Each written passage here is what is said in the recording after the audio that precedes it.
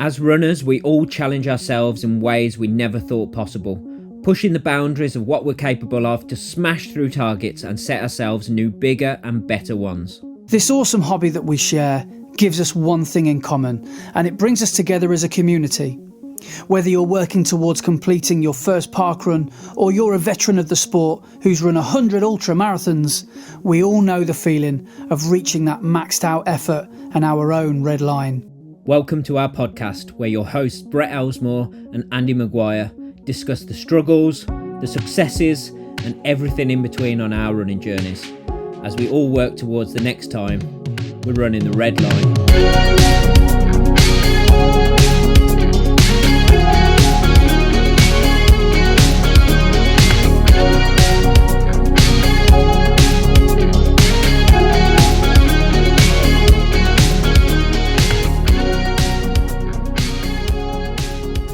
Hello and welcome to episode 60 of Running the Red Line. I am your host Brett and I am joined as always by my co-host Andy. How are you this week, mate? Yeah, not too bad. Been enjoying this tropical weather that we've had. So much so that I went for a pint today. Oh, wow! Went for a cheeky. Yeah, I don't really drink that much, to be honest, but I had a zero alcohol policy in Valencia and in the block, and this has been similar. But if I fancied a drink, I've just had one because I'm not long gone of the days where I was, out binging. Yeah, but I was going to say, because I've done what you did for Valencia and said no alcohol at all. I don't drink often at all. I drink hardly anything, but since Christmas, like January 1st, I went no alcohol till after London. So. Yeah. Well, I can't explain it any other way. It's probably the most British thing to say, but it's just beer garden weather. Yes. Because today it was 20 degrees, but in the sun, I swear it felt like 30 today. It felt really quite hot. Yeah. And I had a long day at work. Well, I say long day at work. I had quite a busy day at work. And then I managed to finish early enough so then I could, picked up Laura and I said, come on, I'm taking you for a drink. So Excellent. we went to somewhere called the Hop Shed, which is, I've mentioned before the Suckley Quarter Marathon. Yes. Who are friends of yours nowadays.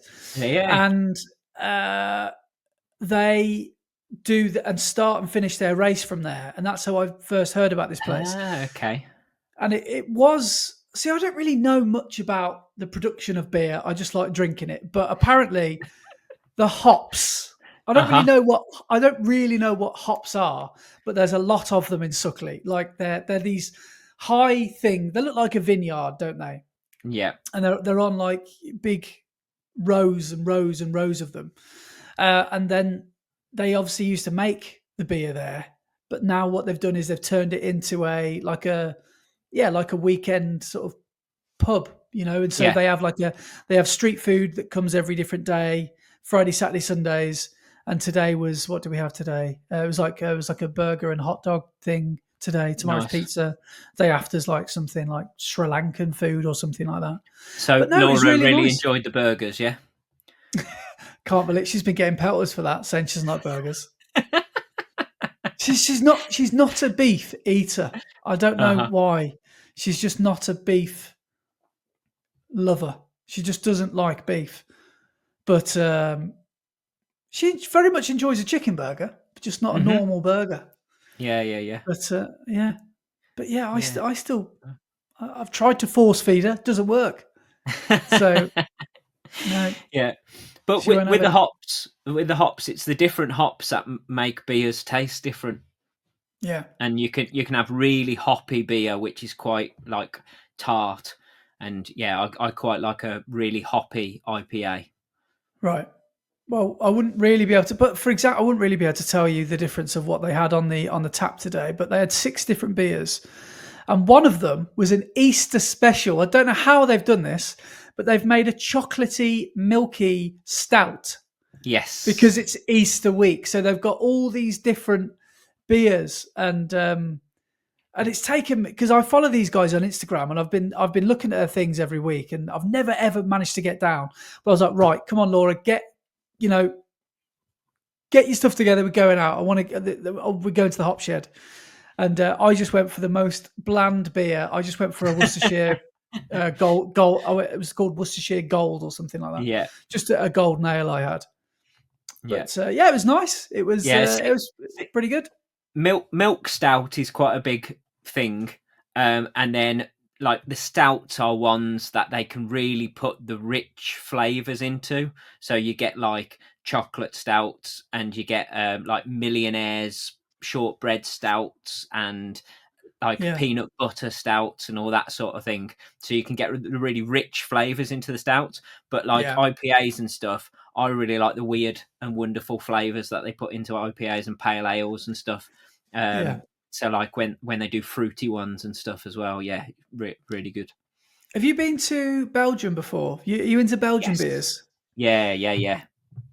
Well, when I went to Bruges, someone told me, do you like the film In Bruges, by the way? Have we chatted about In Bruges?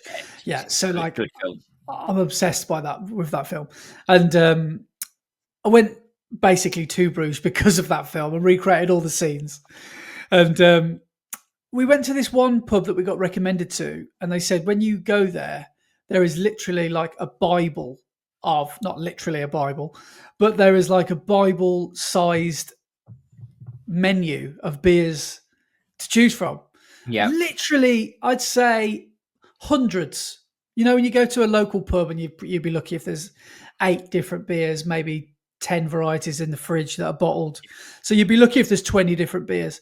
In Belgium, there was like literally, I'd say upwards of 500 to choose from. Yeah, and every crazy. single one of them will blow your head off because they're all about 8 or 9%. They are not British friendly. They're not like the 4% stuff that we get. Yeah. So Beardy Rich is a massive fan of a strong beer. I draw the line at about, just something a bit stronger than Stella, really. And then, 10% and above, I can't do that. Yeah. See, I'm not a lager fan at all. I really don't like lager. But like a strong beer does you can start to taste the alcohol in it a bit too much, isn't it? So yeah, anything over like 7 or 8% really starts to taste very different. It's a cheap night out. Yeah, yeah. Some of the Volkswagen shows that we've been to in the past have been in Belgium. So we went to one in Spa at Francorchamps, where the F1 racetrack is. And then we've been a couple of times to European Bugging, which is at Chimay. And at both of those, go into the supermarket to buy the beers for whilst you're camping up is always fun, because you basically buy plastic crates full of them, and then you can take the plastic crates and the empty beer bottles back and get money back for returning the empties, which is good. Well, but I think that's a European thing, isn't it? Yeah. That return for cash thing. Yeah. Yeah. So you pay a little bit more to buy the crate and the beer, but when you take the crate and the bottles back, you get some money back. So you pay like a deposit on it. But the one that the cheapest one that everybody had, which was all right, was a brand called Jupiler, which we had far too many. Oh, Jupiler. Yeah. But obviously in Chimay there is Chimay beer, and then they do like a white, a red, and a blue label, and they slowly get stronger through the different colours of labels. And I think the strongest one's about 11% or something like that, which is crazy. And then the other one is Le Chouf, and I don't know if you've ever seen that, which is the one with the gnomes on, and they're playing with their beards on the bottle. Yeah. I've heard of that. And they do a cherry Le Chouf, which is really good. Yeah. I remember one in Bruges that I had called a corn, Corne, and that was literally like the shape of a bugle, like a Viking horn, basically. So you can't put it down. You literally, you literally can't put it down because it doesn't balance. It's like, So you get given this like wooden holder thing to put it in to like Yeah, holster your beer, which is pretty amazing. fun. But like beer over there is like an art, isn't it? Like, did you Yeah. see that? Did I tell you about, or did you see that video I made a while ago when I did Amsterdam, and I had to give my shoe as a deposit because I got that really big beer. And I'd read about this, and I'd said if you go to this one bar, you can order this beer, and but the barman will ask for your shoe as a deposit because the glass is so valuable. Yeah, And I literally had to walk back from the bar, with one yeah. shoe on, Because or something it's like like that. a yard of ale sort of That's it. glass, isn't it? Yeah. Yeah, and I got trashed because I had a couple of them. I don't think I think I had no shoes on. I don't think I had a hat. I think I lost everything. Hat, watch. I think I'd given them the lot. But yeah, Belgium's great, isn't it, for beers and stuff? But like how times have changed, because nowadays it's just not my priority these days to No. go and like drink beers. But are you a fan of zero beers? Because I've started to Um. get into zero beers. Yeah. When they first came out, they were horrendous. They were Yeah, absolutely disgusting. But like they've vegan cheese. yeah. Well, it's not even cheese, is it? Oh. Uh. Yeah. It, Anyway, it don't might get me it might be started on that. better now, but I didn't used to Yeah. be very good. Yeah, But yeah, zero beers when they first came out, they were horrendous. But now they've really started to work on it, and some of them are really good. I wouldn't choose a zero beer over like a glass of Coke or a soft drink. I don't yeah, think. I yeah. don't think I like beer that much that I would like swap Have a out. night on it. Yeah, Yeah, yeah. swap out soft drinks for a alcohol beer, alcohol free beer. But they're pretty tasty. You wouldn't be able to tell some of them are alcohol free now. No, I don't think you can. It's that they're that good, because sometimes they used to have like I don't know, like a metallic-y taste or something just didn't quite taste quite right with them. Like the Beck's Blue, the old ones, I remember thinking this is so Hmm. obviously no, they've got no alcohol in it. But nowadays they're a lot better. And Yeah, but yeah, I don't really drink much these days. But so yeah, I had a pint today, and I was anybody's. yeah, yeah. I've got some cans of beer in my fridge that have been there. Got to be 2 years because I haven't drunk them. Really? I've got Yeah. actually, I've got still got in there my beer I got at the end of the Timbahonga 10K, and I didn't even run it. Didn't even run it last year, so that's gonna be 2 years old, isn't it? Oh, do you know, I'm so excited for that race. I keep thinking about that.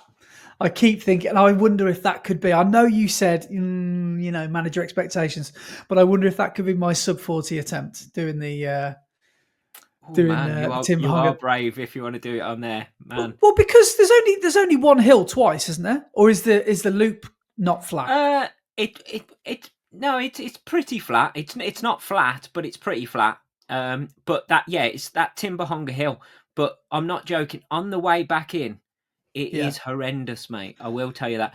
Yes, you have got the Okay. downhill the other side, which is the same steepness down the other way. But once Yeah. you've run up that hill towards the end of a 10K at race pace, when you Yeah. come down the other side, your legs are like jelly, and it And feels horrendous.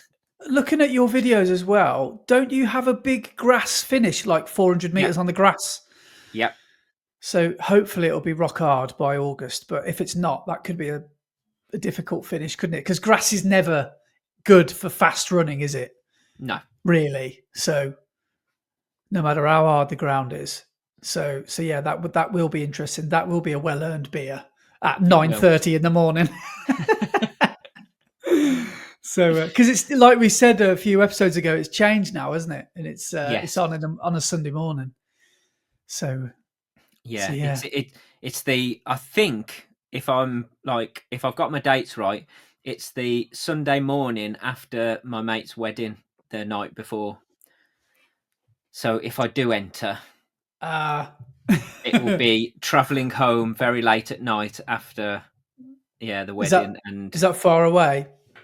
uh, I can't even remember where it is. Yeah. It's more than a couple of days away. I haven't got a clue. Um, I don't know what I'm doing tomorrow, let alone in a few months. Fair enough. Fair enough. But I've got, by the way, just changing subject slightly. Something we were quickly mentioning just before we started was the announcement of the Universal Studios Mhm. uh, franchise coming to Yeah, the UK. the theme park. So yeah, I've just found a Sky News article about it, and it's going to be in Bedford, Bedfordshire. I don't know where if it's in actual Bedford. It can't be in Bedford town centre, can it? It's going to be in sort of Bedfordshire. So it's not actually that far away from where we live. It's probably only going to be about 45 minutes or an hour, maybe. Probably Yeah, more yeah. like an hour. So would you go? Do you think? I think I'd go out of curiosity, but it is at least 6 years away. Um, Yeah. so I'll be.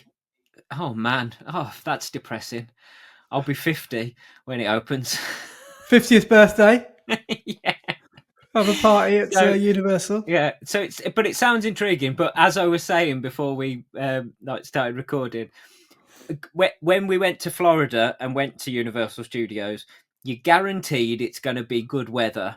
And if Yeah. it's not good weather and it's raining, it absolutely chucks it down like horrendous weather.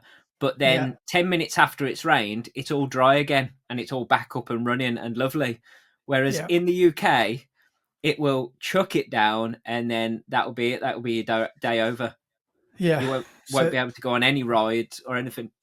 well, I was thinking as well because a lot of the time Universal, well, it's all based around famous films and stuff, and I Yeah. was wondering if it would be based around British cult British films or something like that. Yeah, So, like, quite possibly. surely Harry Potter is quite Well, yeah, possibly our biggest export as a film franchise. Do yeah, you think? yeah. Because What else could there be?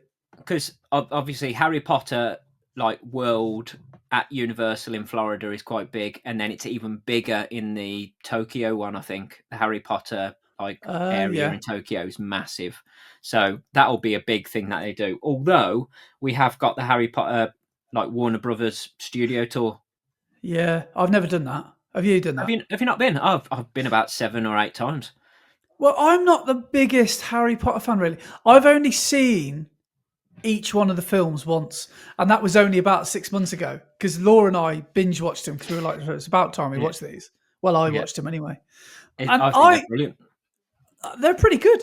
And Have- what I noticed is they get darker Yes. as they get on.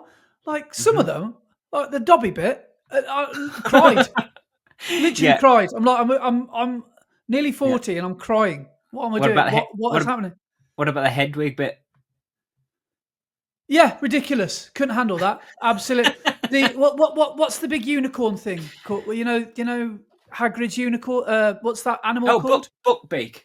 Buckbeak. That again, couldn't handle that. Like, how are young kids watching this? This is so traumatizing. What about the bit with what's his name? Aragog. Is it is it Aragog that's in Harry Potter or is Aragog no Aragog Lord of the Rings? Which one's Aragog? Is it Harry Potter Aragog the spider? Like, I know Harry and Ron, and after that, I don't really know many names. Hermione, I remember that one. Yeah, Buckbeak, yeah, I remember that. That's yeah, traumatized me. yeah, And yeah, Dobby. yeah. I Because can't I can't remember Aragog. that whole spider scene in Chamber of Secrets is quite crazy. That's horrific as well. But yeah, I thought it is a pretty good film. It's a pretty good Yeah. Have you ever load of read the films. books? No, Books are even better. See, are they? like in Order of the Phoenix, do you know it starts and it's the like Quidditch World Cup, Yeah, yeah, and it's more or less over in about 5 minutes. The Quidditch World Cup. yeah. Um, that's about 100 pages in the book. So the first 100 pages is all about what happens at the Quidditch World Cup and what the World Cup's like, and it's Is really it? in depth and really good. And then when they Yeah, turned it into a film, it was like 5 minutes, and I was like, oh, yeah. that's really disappointing. I But suppose yeah, it. Yeah, the books are really good. I was one of those who was at Waterstones at midnight to buy the final book. Were you in like 2010 Yeah, or whenever it was? Yeah, yeah.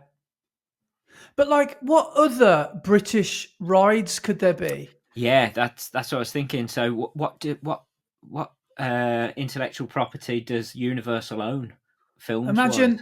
Imagine, like, I was thinking like the Craze, and you Yeah, walk in and there's actual gangsters in there, and you've got you've got to do deals with them and not get shot and get out the other yeah, side. Yeah. yeah. What See, else could there I be? Ray Winston could be in there. yeah. I would like. I know it's not British, but I've just thought of what Universal own is an American Pie Land. That's your favourite film, isn't it? One of them, yeah. I Yeah, bloody yeah, love American Pie. That would be yeah. amazing. That would be pretty Um, good. I'm trying to think what do Universal own? I'm gonna do a Google search and find out. Um, Universal. Universal. Is that Universal? It is, yeah. Da, da, da, da. Yeah. Universal Films.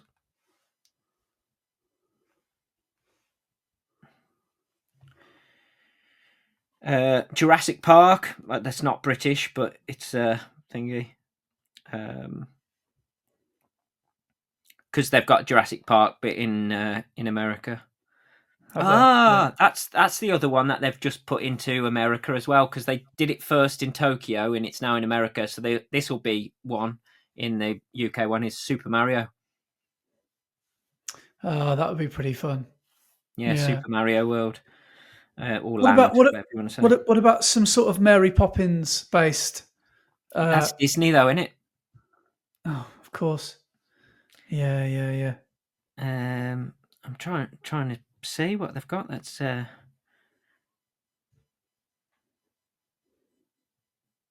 That's not bad. they own Shrek. Oh, E.T. That was another bit that was in the American one. E.T. Yeah, Still, yeah, still none of these are British. yeah. What on earth is going to be at Yeah, the Universal Pictures Bedford one? UK.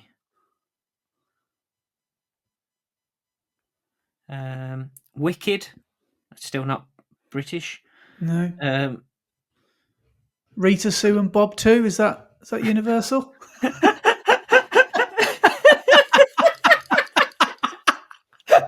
There's a film you haven't heard for a while. Black Lace are going to be there doing the soundtrack all day.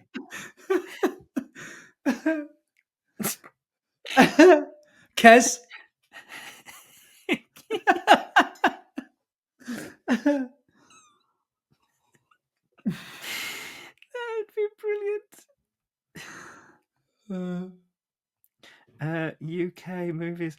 This is terrible radio, by the way. Right now, Running podcast. Oh, James Bond. So there probably will Oh be a yeah, Bond section, won't there? yeah. There probably will be. Robin Hood. Yeah. Did you ever watch the what's his name? The Aussie guy, Gladiator, Russell Crowe, Russell Robin Crowe. Hood. No, I've never watched that one. And an interviewer asked him why he's doing an Irish accent, and he didn't respond too favourably to that. What about Batman? Oh, that's Marvel, isn't it? No, As I Batman's say. DC. Oh, okay, yeah, right. So yeah, but it should be interesting. Should be good. It'll be interesting to find out what they actually have as attractions there and what different lands they have within the theme park. Yeah, yeah, that would be quite good to go there and On a wet, or not. miserable, rainy Yeah, day. I was going to say or not go there. Yeah. Yeah, It'd be really nice to go there in a poncho and just look at the rides and not actually get on any. yeah, yeah. But who knows? It might be really good. So, but anyway, don't have to worry about that for how many? 6 years? Yeah, another 6 years at least. 2031, they think it's going to be done. Yeah, 45 years young I'll be. So yeah. But right, where are we? How are you, by the way? How's your week been? All right, not too bad. It's been an interesting day today because I got up bright and early to get over to Nat at Tidy Big, and I had a Yeah. sports massage, so that was good to loosen up the legs and everything. And then did a bit of work, and then had to go down to the hospital because my appointment for my X-ray, which was booked 4 or 5 weeks ago, had finally arrived. So I thought I'd go and get it done anyway, because you never know. It's like some of the pain could still be a stress fracture. So went and had me X-ray, and they've X-rayed the outside of my leg and my knee and my ankle and the inside as well. And then when he'd finished up, he went, right, that's you all done. I went, okay, thanks very much. And he went, yeah, your GP will get the results in about a week to 10 days time. And I went, okay. And I thought I'll more or less be on London start line by that point. So yeah, if you turn around and tell me I have got a broken leg, I'm still going to run it. So yeah. Well, yeah, it's a bit late by then, isn't it, to get any info? But there we go. Yeah, It'll be all right. It'll be all right. But yeah, no, not too bad. It's been a decent week. Just same old. But we have broken up for Easter from college, so I've got a couple of weeks off from teaching, which is good because I've had to book some holiday. But I did decide to book both weeks of Easter off, because it will be this 2 weeks leading up to London. Yeah. So it will be nice to not have to stress about teaching in the 2 weeks running up to the marathon. Right. Yeah. Yeah, I can imagine any sort of less stress leading up is a massive bonus. Because I know we're all hobbyists at the end of the day, but we all treat this like we're athletes, don't we? Because it's not like we're going to do a little jog around the block. We are going to do something that is really quite hard. Yeah. And so to the best of our ability. Yeah, exactly. So by getting rid of any distractions. Yeah. Well, I mean, everybody deals with things differently. You know, some people deal with things exactly the same. And how many races have I done, where maybe the build up to a race or the night before you've had zero sleep, or I don't know, you turned up late or whatever, and you've had a good result. So sometimes you accidentally do well on a race where you haven't prepared properly. But for a marathon, if you can, you do want things to be chilled, don't you? Definitely, yeah. Because, as you say, we're hobbyists, but we treat running like a full-time job, and our job supports our running.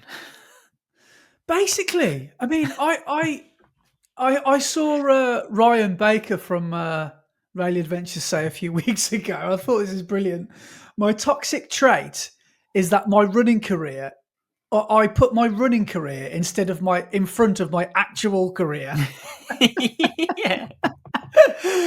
You think, well, yes, I'm exactly doing that. Like, what, why am I thinking about going for Sunday's long run or something like that over doing actual work?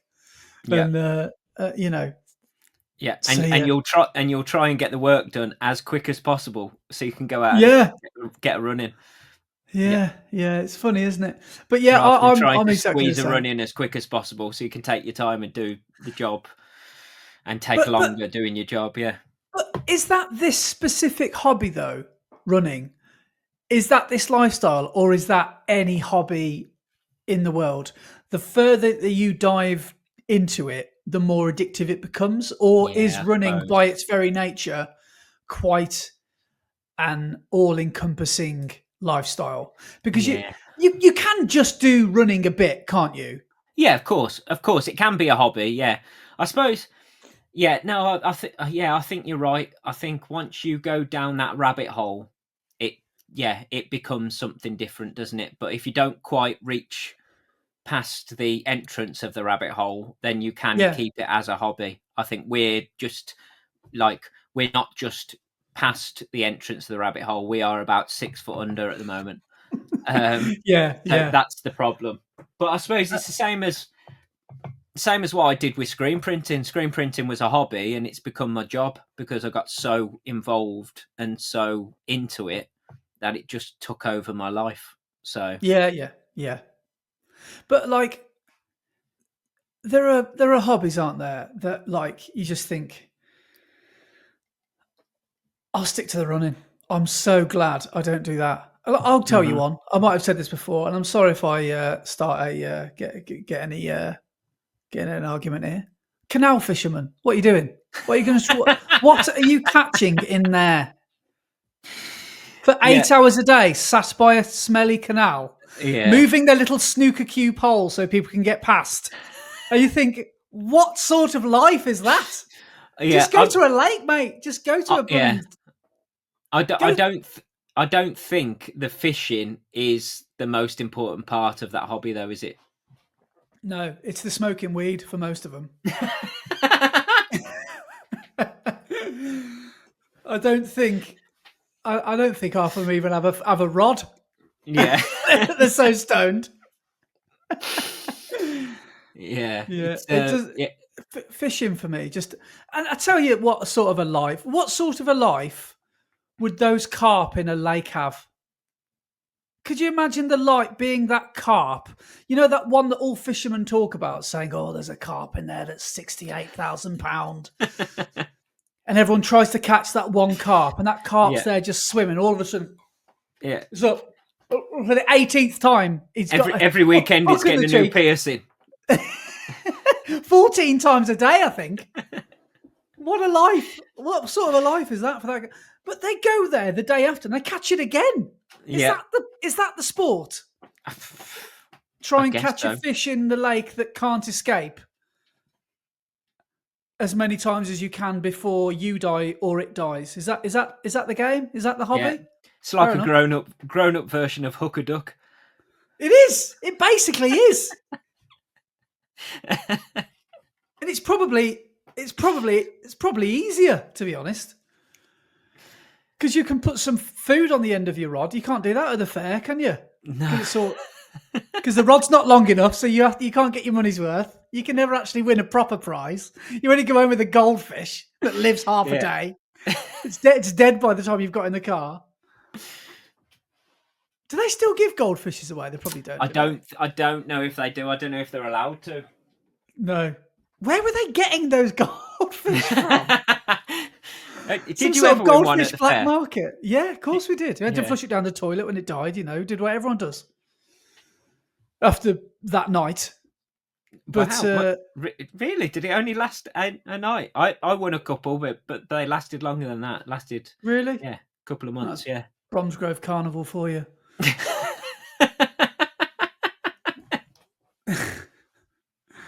So these fish were probably put in blooming. I don't even know if they were fish, to be honest. I was going to say, you sure it wasn't a piece of carrot? It could have been. It could have been. Yeah. But we used to have, actually, thinking about it.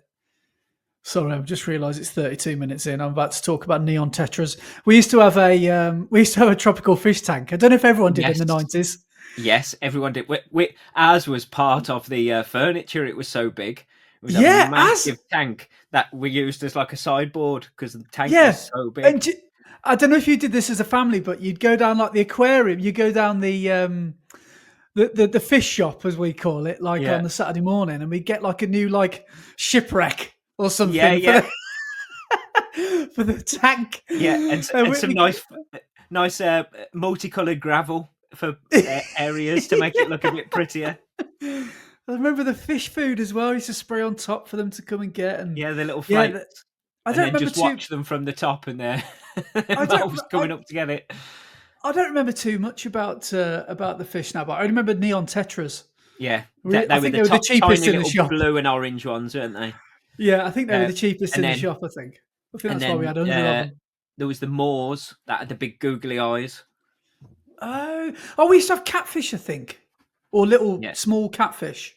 Well, not actual catfish, but like really small ones. What else did we have? I mean, we had some normal basic fish as well, but we had some. We used to call them suckers. I can't remember exactly what they were called, but The they were the ones stick on that the like side of the. stuck on the glass. Yeah, Yeah, yeah, and yeah. we're I remember basically them. cleaning the glass as they went round. Yeah, yeah, yeah, Yeah, yeah.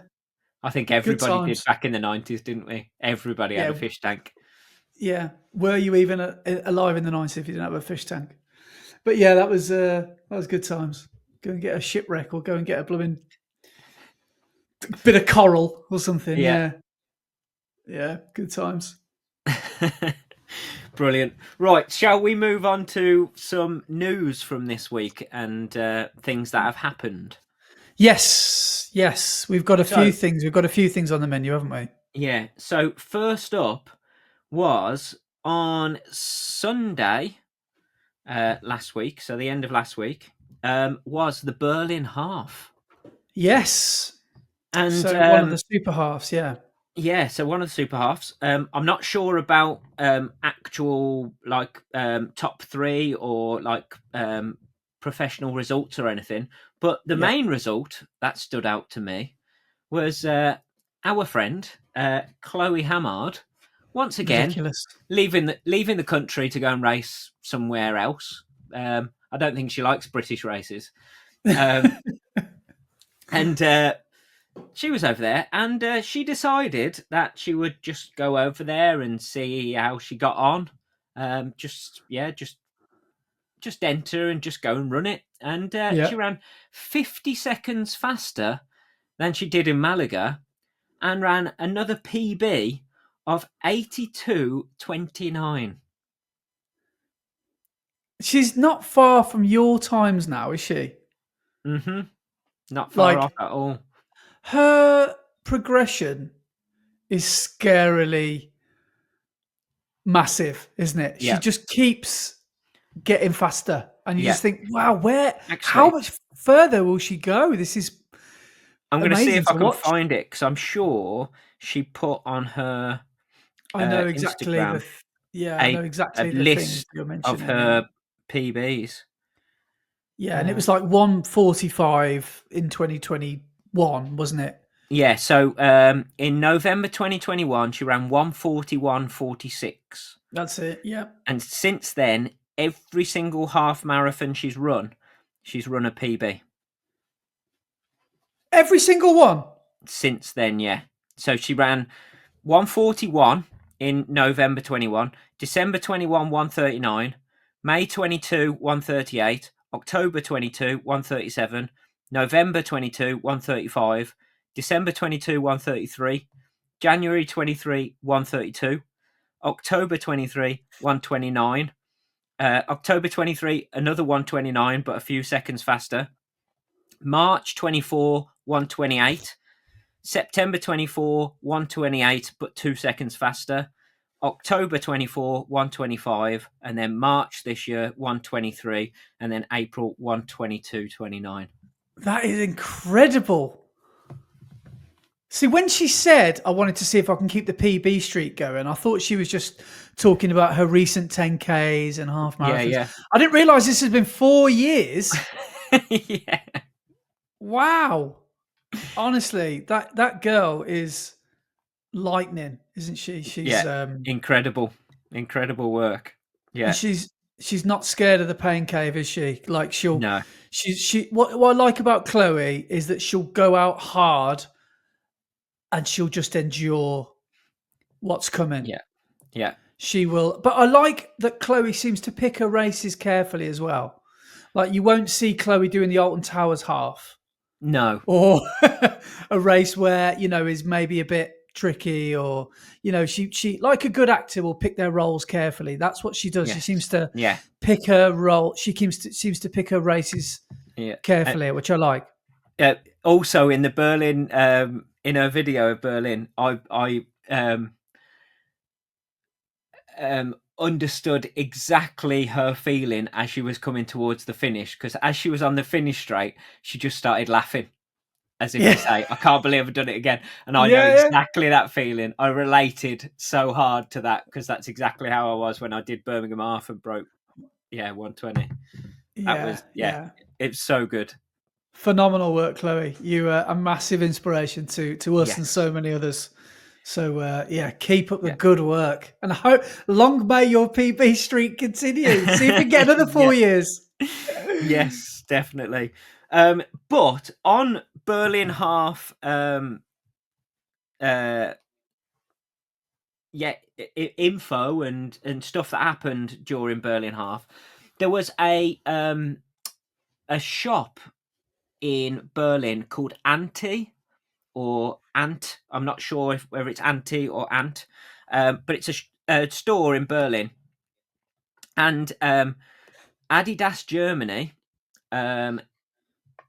collaborated with the shop Anti, and then Anti collaborated with a shoe customizer, so an artist called Jacob Werner, who is JW Studios on Instagram, and they produced some of the coolest looking shoes I've seen for a long, long time. And Running shoes. yeah, so they took the Adidas Evo SL Yeah. and he dip dyed them and made custom Oh. Evo SLs. Oh wow! So were they original black So on they're white?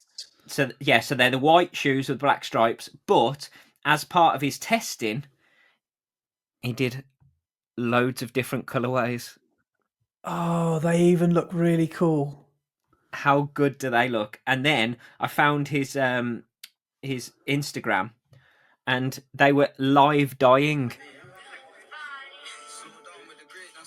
at the pop-up shop in Berlin before the half. Oh wow! Is that how they do it? Yeah. Wow! So, guess what? I'm gonna try and work out. How to do it? Yeah, I'm gonna have to. I've got to. I can't see that and not try it out, can I? So you're gonna have to go and buy a I'm black on gonna white stripes, I'm gonna have to black buy stripes on white. a white pair of Evo SLs and try and dip dye them. Are you tempted to just buy a pair of, I don't know, Adios threes on Yes. Vinted Yeah, and just to test it try on out them first Yeah, definitely. before you realise that you just dyed them black or something? Yeah. But yeah, I'm definitely going to try that out because that just looks ace. Yeah, that does look pretty cool. Yeah, nice. That's pretty. Yeah. Well, before we move on, I wanted to mention one thing that I forgot to mention to you before this we started was Yep. about the London Landmarks half marathon. Yes. Now, Yes. did you hear that it was cut by Yes. 700 meters? Yeah. Because I'll just read out the statement here. So, the London Landmarks half marathon was cut by 700 meters shortly before the race began, after an incident that required emergency services at Chancery Lane Tube Station. The start had to be delayed by 15 minutes, and a section of the race had to be closed to allow access for emergency services, meaning most runners did not complete the full distance as expected. Owned by Tommy's, a charity supporting those who suffer from pregnancy and baby loss, the event has been running since 2018, incorporating Big Ben, St Paul's, the Gherkin, the Tower of London, and many iconic sites. An official statement released said, "We had to delay the start by 15 minutes while our teams worked to quickly reconfigure the course. It was a difficult but necessary decision to keep everyone safe and support the vital work of the emergency services. We know how hard so many of you have trained for this day, how much it means, but how frustrating it can be when things don't go entirely to plan. Your patience, understanding, and kindness is the face of an unexpected situation means so much to us." So yeah, what about that? Well, didn't that happen to you at Birmingham once? No, so I didn't race it that year. But yeah, Birmingham half one year got shortened because there was an unidentified object on part of the course. So they rerouted the course around it whilst police investigated what it was. Was this the 12-mile half marathon one? Yes. It was about 12 miles. Yeah, because that's it. Sam Bauer was running that. Was that about 2020, 21, something like that? Yeah, somewhere around there, yeah.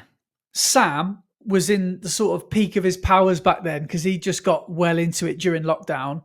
And when he was properly training, not just like 5K a week training.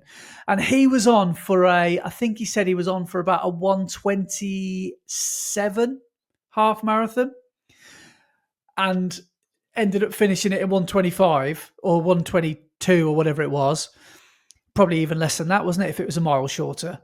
And he was like, "What's going on here?" And nobody realised that the course had been cut short until afterwards. Everyone was like, "Oh, the finish is," because I think they rediverted it during the race. Yes, yeah, because it was supposed to go through Cannon Hill Park like it normally does, but it went around it instead. Right, okay. Well, I know at London Landmarks, a couple of people ran it. I know Andy Goldsby ran it. Yes.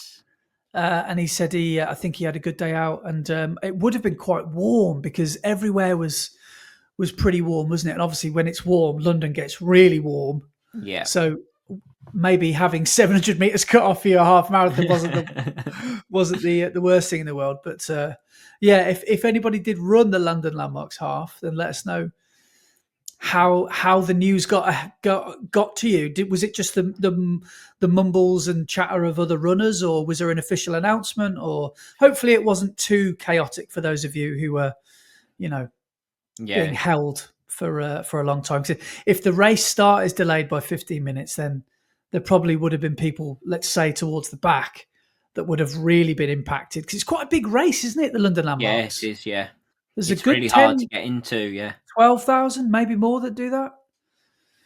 So yeah, I thought that was quite interesting. So 700 meters short, unfortunately.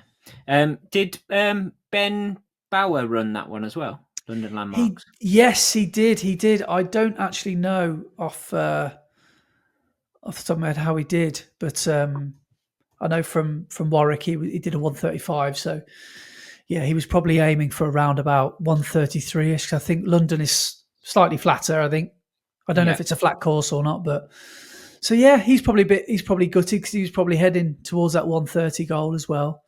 So yeah, Ben Bauer did run it. Now you say it, yeah. So I can quickly just scroll down and see how he did, but yeah, yeah, you can mention something else while I look for it if you like, because I'm going to be a while. Yeah. So found it. Oh, go on then. He did it. He did exactly. He did 20.27k. So yeah, but he said his GPS was slightly out, so it wasn't. He obviously didn't realise. Yes. That there'd been a massive reduction in the course, and he did a decent time. He did 130 for the, what would 700 meters short be? 12.4? No, 12. Just over 12 and a half miles. Hang on, 13.1. Yeah, take away half a mile. Yeah. So say 12.6. So he's done well, done 130. So he would have been on for an extra, what's that, 7? If he's probably running 7-minute miles. Yeah, been on for his 133. Yeah, he would have been. So yeah, it's a shame. But so well done to Ben. Yeah, well done, mate. Races wise, I don't think there was any others, was there, over the weekend that we should mention. But coming up this weekend, there was a big one. You've missed it, a marathon. Was there? Oh, yes. Oh, man. Yeah, we were only talking about that before we came on to record as well. Yes, there was a massive race over the weekend, an absolutely huge one, run by London Marathon Events. And it was Brighton Marathon, which so it did.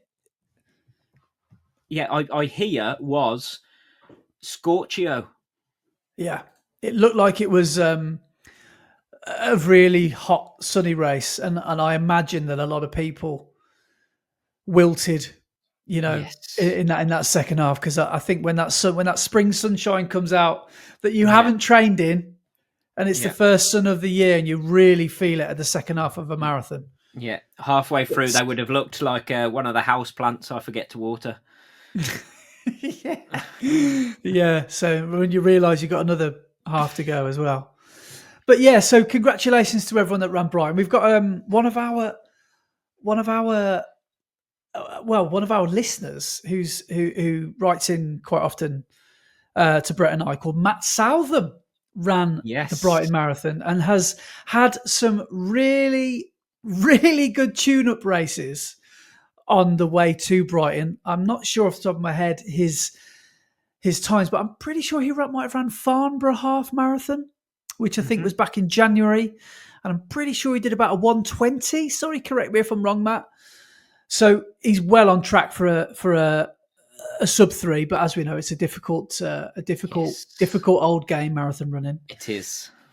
But on the day of the Brighton Marathon, he said that he wanted to try a negative split a marathon. Now that doesn't always obviously go to plan, but check this out, right? So you need, for a sub 3, it's around about 4:15 a K, which is around about 21 minutes 15 seconds for a 5K. That's what your 5K split is, right? Yes. Sub 3 is 6:51 a mile.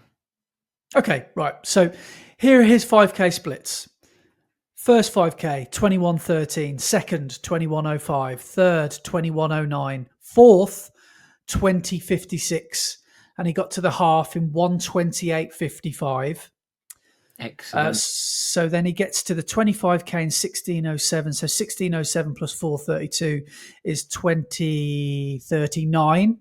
So really getting quicker. Next 5K, 20:29, 20:36, 20:38. Matt finished in 2 hours, 55 and 30 seconds. Incredible. So what a run that is. I mean, you'll know how that feels because you've run that time before, haven't you? You've run a similar sort of time. Yeah, that's quicker than me. I think that's 10 seconds quicker than my Manchester time from last year. Yeah. So you'll know. Did you negative split yours? So I'm not trying to make you feel. I think I was feel bad. 90. I think I positive split by 19 seconds. I think. Right. So you'll know what Matt was going through then for the definitely for the final 5K. But wow, what a strong race that is! Yeah, that's amazing. Yeah, and Mr. Consistent as well with those 5K splits. So metronomic, really, and not only metronomic, getting quicker. So yeah, definitely got more in him. Definitely got more in him. That's amazing. So yeah, congratulations, Matt. That's a really great work, really Matt. Good showing. But I wanted to something that's been dominating my feed anyway of Instagram this week was not the winner, the female winner, not the person who came second, but the person that came third was called Emily Marchant, who some of you will have heard of, and she was on a hen do. Was out till 3 a.m. Yeah. Got up, couldn't keep her breakfast down, apparently. I don't think she could eat her breakfast. So I think she settled on like some, I don't know, dry toast or something. I don't know, whatever she could eat. Got to the start line and eventually ran to finish third, 2 hours, 55 minutes and 41 seconds. Dressed as a giant chicken. Dressed as a hen.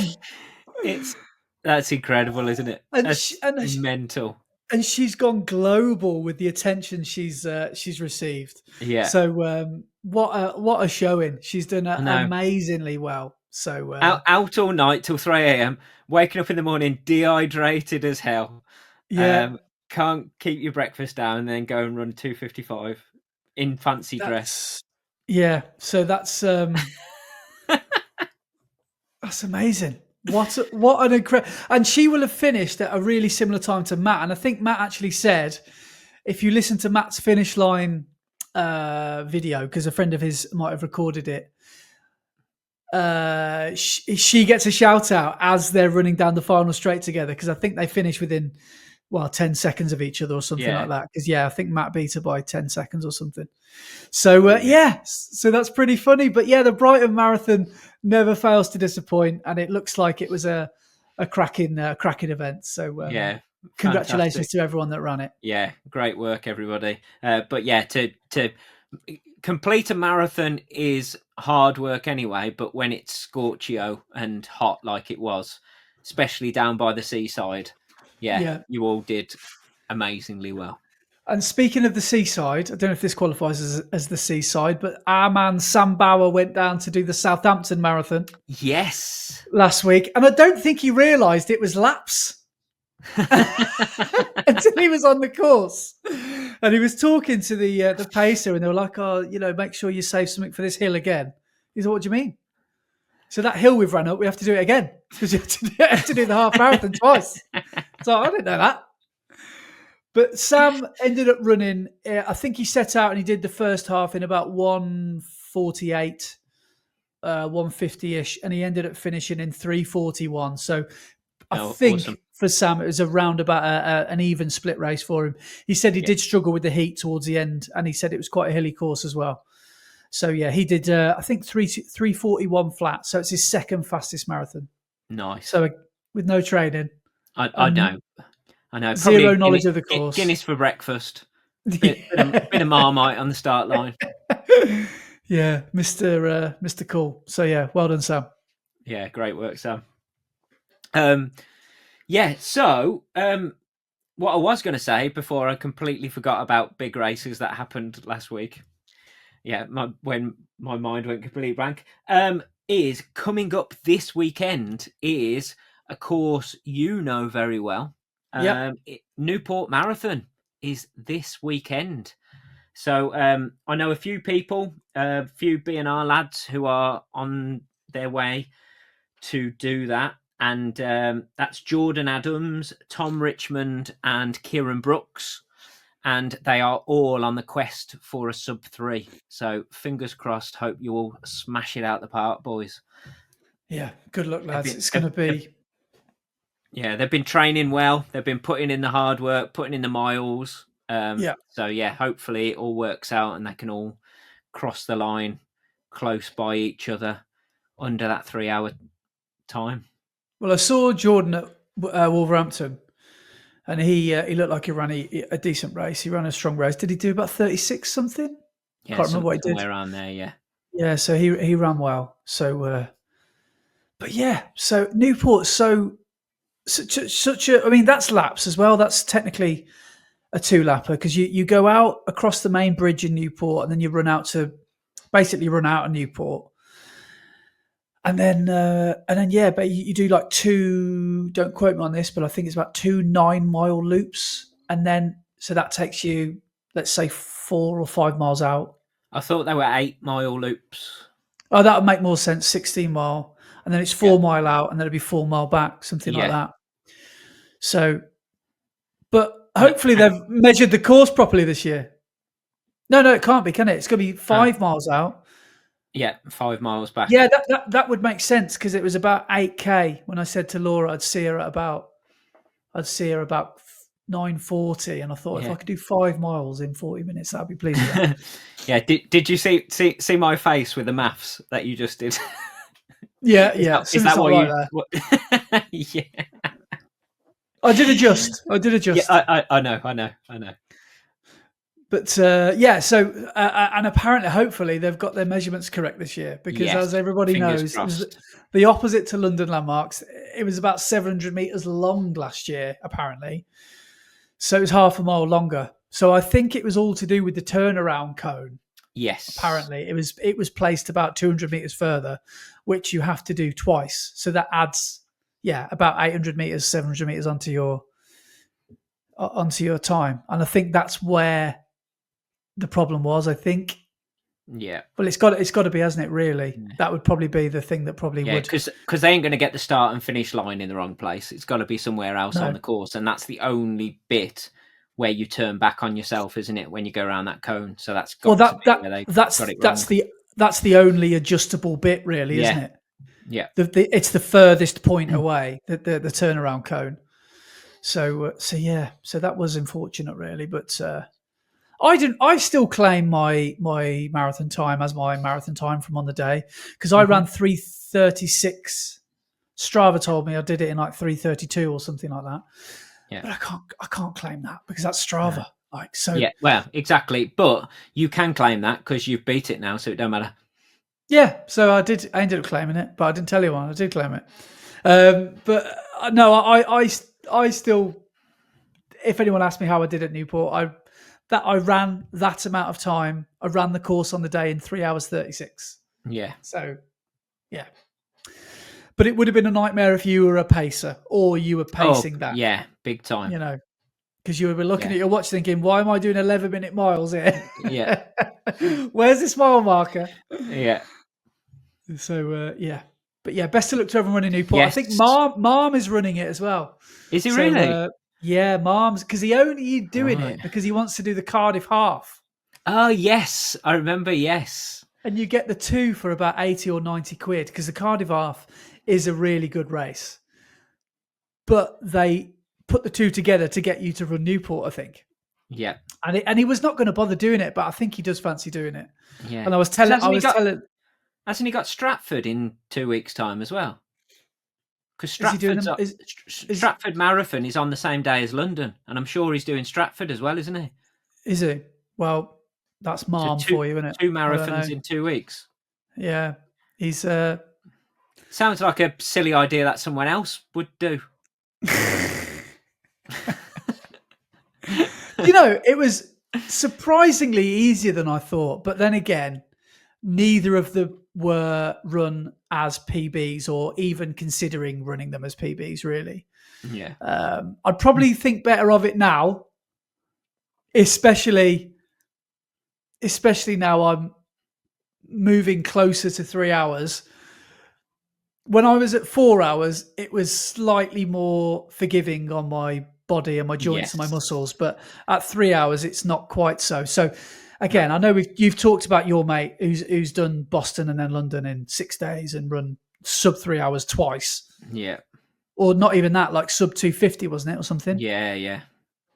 So that is a massive, massive achievement. So kudos to anyone that can do that because that is a feat of endurance like nothing else really. That's really quite a hard thing to do.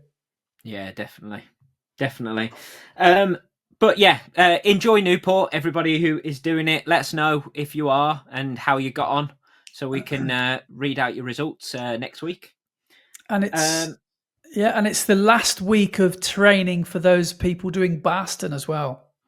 Oh yes. So yes. So a week on Monday we've got everyone's going over to Boston to run their marathon. So yeah. Best of luck to those of you who will be heading over to the States. Yes, but obviously we'll talk about that next week because it will be after next week's pod, won't it? So yes. Cool. Other bit of news I've got on my list is I noticed Sam Ruthe, who we spoke about the other week, so the youngest person to ever break 4 minutes for the mile. He has signed an NIL deal with Nike. So he has signed as an athlete for Nike, but on an NIL deal. Do you know what NIL stands for? I googled it because. Oh, okay. Who was it that sent me this? Was it Dave? Run like a T-Rex. Someone sent me this. I can't remember what it was. I forgive me if it wasn't you, Dave. Sorry. Something image licensing. Well, yeah, something like that. It's. I used to think, right, ages ago when I first saw NIL, I thought it meant next in line. So you were on the books and you were next in line to go pro, but that's not what it stands for. It stands for name, image, and likeness. Right. So basically, Nike can use your name, an image of you, or a likeness of you in their advertising in return for payment. So you're not a pro sponsored athlete, but you can be used in their advertising by Nike and they will pay you in return. So you are on a pay scale, but not the same as a pro runner. So he's not quite like Jakob, where he's getting a salary. No. They do. I think they get a salary, but it's not like on the level of a pro contract. So I see. At the end of the NIL deal, you can sign with someone else. So NIL deals are big within the NCAAs, so the American College Athletics, and they'll sign them on an NIL deal. And then at the end of college, they can decide whether they want to go pro if they get an offer from the brand who has given them an NIL deal, or they could go pro with any other brand, which is, I don't know if you've ever heard of a athlete called Parker Velby. No. She's a 10,000 meter runner from America, and all through her college career, she was like one of the best 10,000 meter and 5,000 meter runners. Yeah. And she was on an NIL deal with Nike. And then when she left college, she signed for New Balance as a pro. Oh, right. So, yeah. So NIL deal, it's a bit like, I'm going to describe it like, you probably won't get this, but back when I used to skateboard, there was pro skateboarders and people who were on flow. So you would get free skateboards and free equipment and free clothing and everything, but you weren't signed as a pro runner for pro skateboarder for that company. So it's the same as that you'll get equipment, you'll get shoes, you'll get kit, you'll get paid if they use your name, image, or likeness. Yeah. But you're not an actual official sponsored pro athlete. Right. That makes sense, actually, because when I was at school, there was a lad who was in my year called Matt Burley, who used to play for the Blues, used to play for Birmingham City. Yeah. But he was at the level where he was in the reserves and he'd gone up through the academy, but he'd always be wearing Adidas everything. And he was the same size feet as me. So he used to give me like Adidas Copa Mundial, some Predators. He'd give me, because he'd be just given a new pair of boots every, I don't know, month. And he'd have so many boots he didn't know what to do with. So he just give them to his mates. And luckily I was the same size feet as him. So I don't think he was ever paid by Adidas, but Adidas would come into the club and they'd say, right, who wants our kit? And I imagine Nike and Puma, and they'd all be throwing equipment at these kids, basically. And he always used to have the Adidas stuff. So that does make sense. Yeah. Yeah. But I just thought that was awesome that he's finally been recognised and signed a NIL deal with Nike. Well, he's you would think if he's ran a 350, something like that, 356, was it? Yeah, 356 or 357, for a mile, yeah. So I mean that's so fast at his age. Yeah. He could be a world beater, couldn't he? He could be massive. Definitely. Because I think this weekend is the Australian national champs, and I think he might be running in the national champs as well. So that should be a very interesting race because it'll be him, probably Sam. Who was the guy who paced him?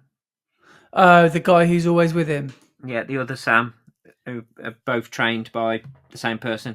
Can't remember his last name, but there'll be both Sams. There'll be Cam Myers, who is only 19 or 20, and he's silly fast. There'll be Ollie Hoare. There'll be oh come on, who's the name I'm forgetting? Anyway, there's loads of really fast Australian 1,500 metre runners at the moment. So that'll be a really interesting 1,500 metre race. Yeah, sounds good. So he's called Sam Ruthe, isn't he? Yes. Imagine if his mom was called Ruthe.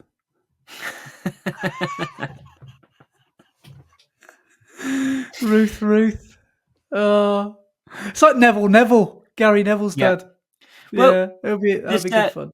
There's what's called, isn't there, our British marathon runner who's called Mohammed. Yeah. Is he the Puma runner? Yes, yeah. Well, he ran London last year and came. Yeah, I think he's going to be our top. Him and Phil Sessamon are going to be our top British runners this year at London because Emil Caress has dropped out because he got a bit of an injury, so it's interrupted his training. And Mark Scott has just dropped out. Oh, is it? Have you seen the New Balance stuff about Alex Yee? Oh, I forgot about him as well. He'll be up there at the front as well. Well, he's been training.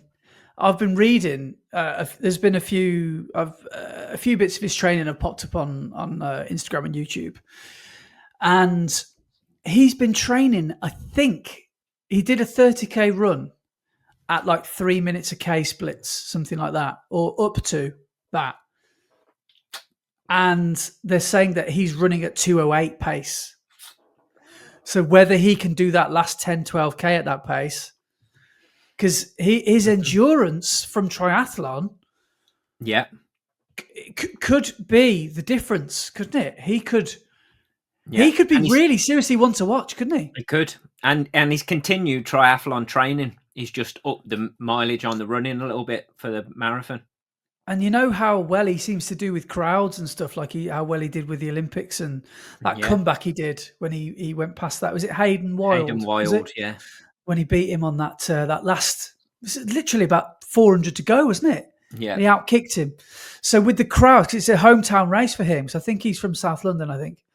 And he could do really well. So yeah, fingers crossed. I bet a part of you is tempted to be watching on the iPlayer, aren't you, when you're running it? So you can watch the actual highlights. I'll see them go past. When I go for about halfway, they'll be coming back at about mile 18. Ah, that's going to give you so much inspiration, isn't it? Seeing Elliot. Are you going to be showing him your thigh? Are you going to be pulling up shorts? Elliot, I've got your face on my leg, Elliot. Yeah. But yeah, I'm looking forward to it. It's going to be exciting. Yeah. But yeah, so, cool. So yeah, where were we? What were we talking about? Sam Ruthe, Nike. Oh yeah. So yeah, I just thought that was good. Yep. But other thing that happened this weekend, I'm conscious of time because we still need to get through our training weeks and stuff. Just very quickly, I just want to go through Grand Slam track. The first Grand Slam track was on the weekend. Now, I didn't watch it live because it was at silly o'clock at night, and I haven't got like any of the channels or anything that play it. So I just watched it on catch up the next day on YouTube. Yeah, but it was pretty good, I've got to say. So just so everybody gets an idea of what Grand Slam track is all about, it is a new series of racing, and there are 4 slams. First one was in Kingston in Jamaica. The second one will be in Miami between the 2nd and the 4th of May. So they're 3-day events. They normally do Friday, Saturday, Sunday. The third one will be in Philadelphia on the 30th of May to the 1st of June. And then the 4th one will be LA, Los Angeles, from the 27th to the 29th of June.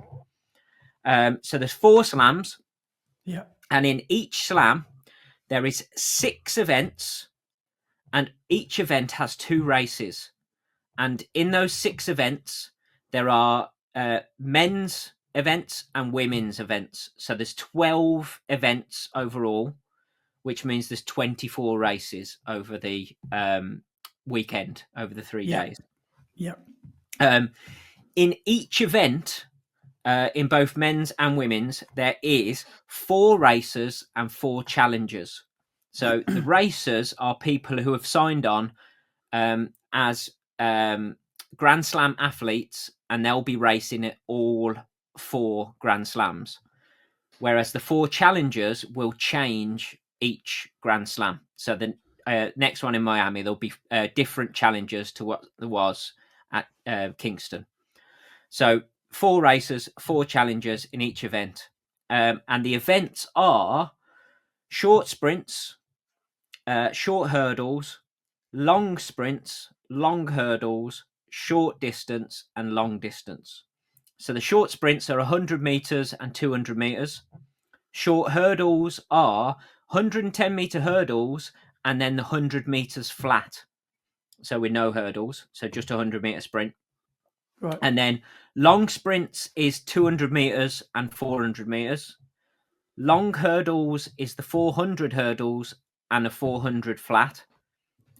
Short distance is 800 meters and the 1500 meters, and the long distance is the 3000 meters and the 5000 meters. So no 1500. Yeah. So 8 and 15 is Oh, the 8 short and distance. 15. Sorry, I missed that. Yeah. Right. Okay. So in this one, really, we're only interested in the distance races, aren't we? We're not really interested in sprints, really. No. Other than Kenny Bednarek just absolutely smashed everybody in the short sprints. He won both of them. But the prize money in each of the events and each of the women's and men's, if you win one of the races, you get 12 points. If you come second, you get 8 points. Third, you get 6 points, and then 5, 4, 3, 2, 1 for the other places. And your points from the two races are added together, and then that puts you in a table for who wins the slam, basically. So if you get the most points over the two races, you're the winner of the slam. And if you win your event over the slam, first place gets $100,000. Second gets 50,000. Third, 30. Four is 25,000, and then 20,000, 15,000, 12,500, and 10,000.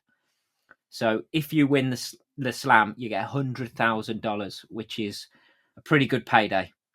That's not bad. And you could do 4 of them in Yes, three months. If you're one of the racers, then yes, you could do all 4. So what about the challengers? What can they win? They could win the 100,000, but they'll only probably be in one event. Yeah. Okay. So the racers will do all 4 slams, whereas the challengers will change on every slam. Okay. But yeah, so with the long distance, the first race up was the women's 3000, and names. Here we go. Ejgehu Tayi won the women's 3,000 meters.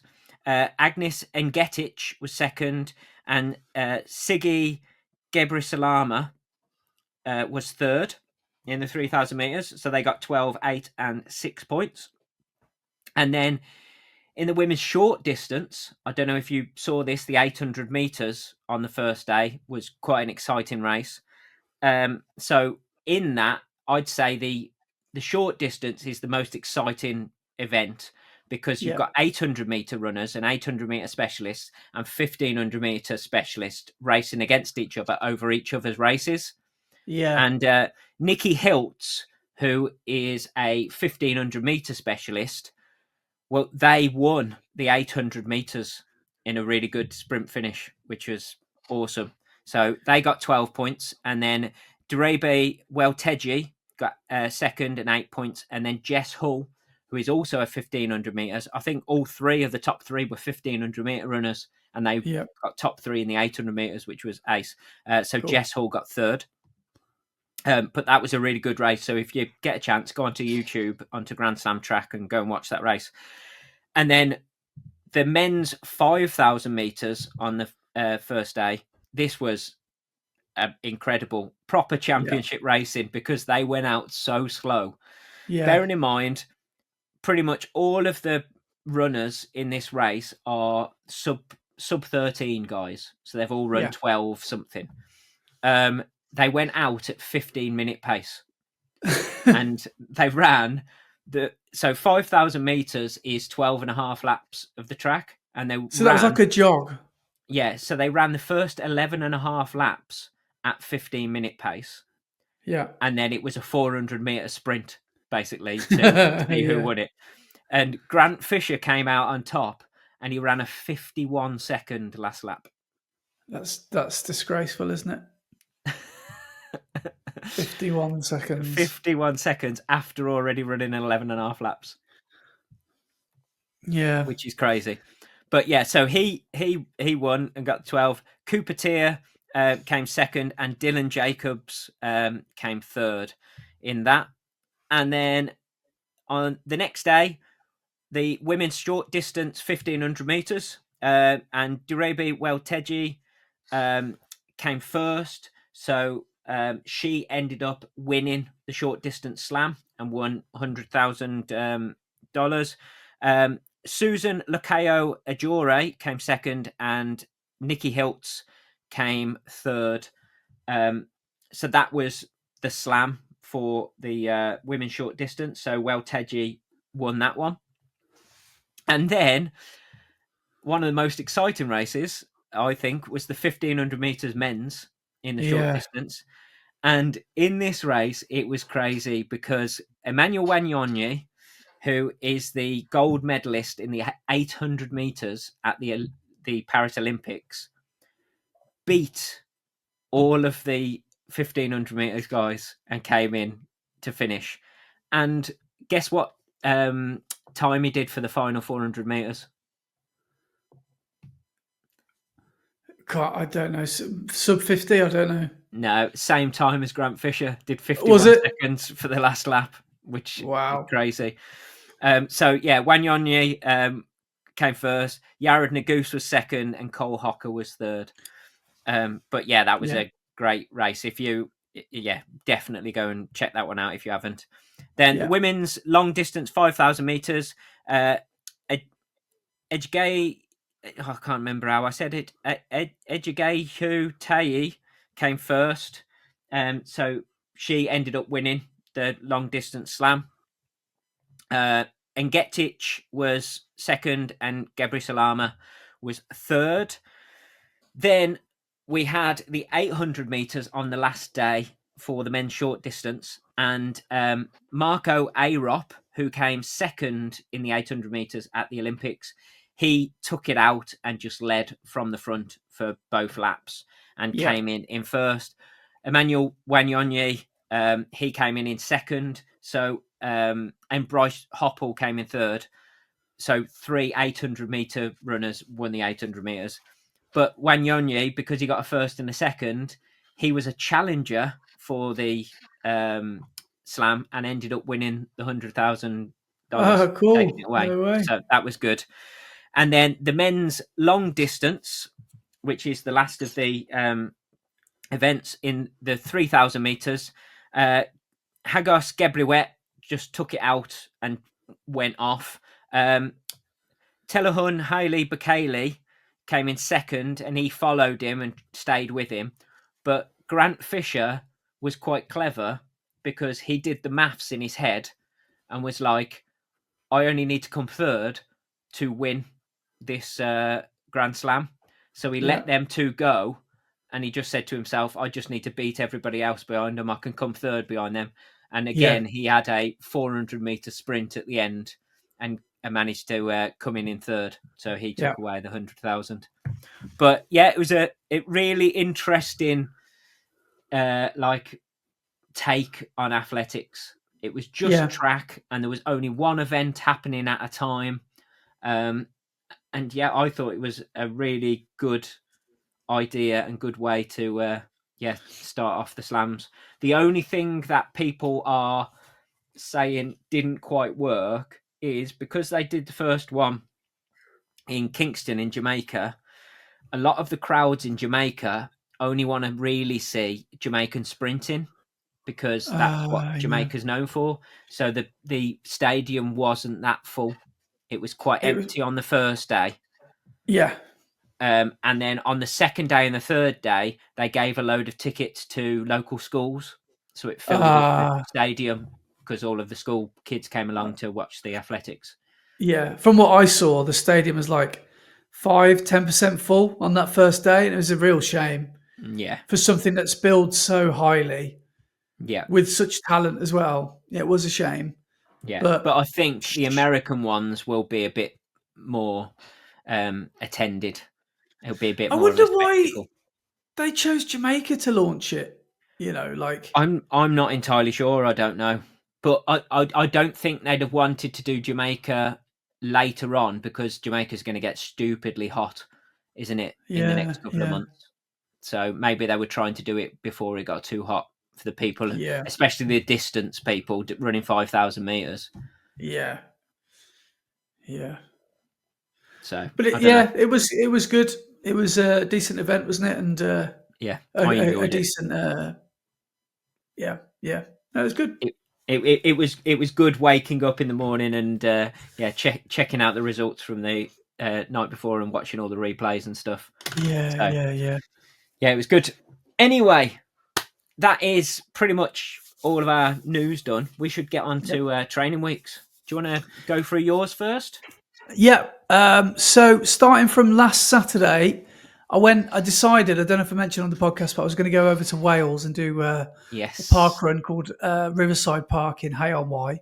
Yeah, you weren't sure whether you were going to get up in time as we did a bumper episode last week. Yeah. So just about made it there on time, but I didn't get to the start very easily because you have to park on the other side of town, Yeah, and there was all these signs that I just missed.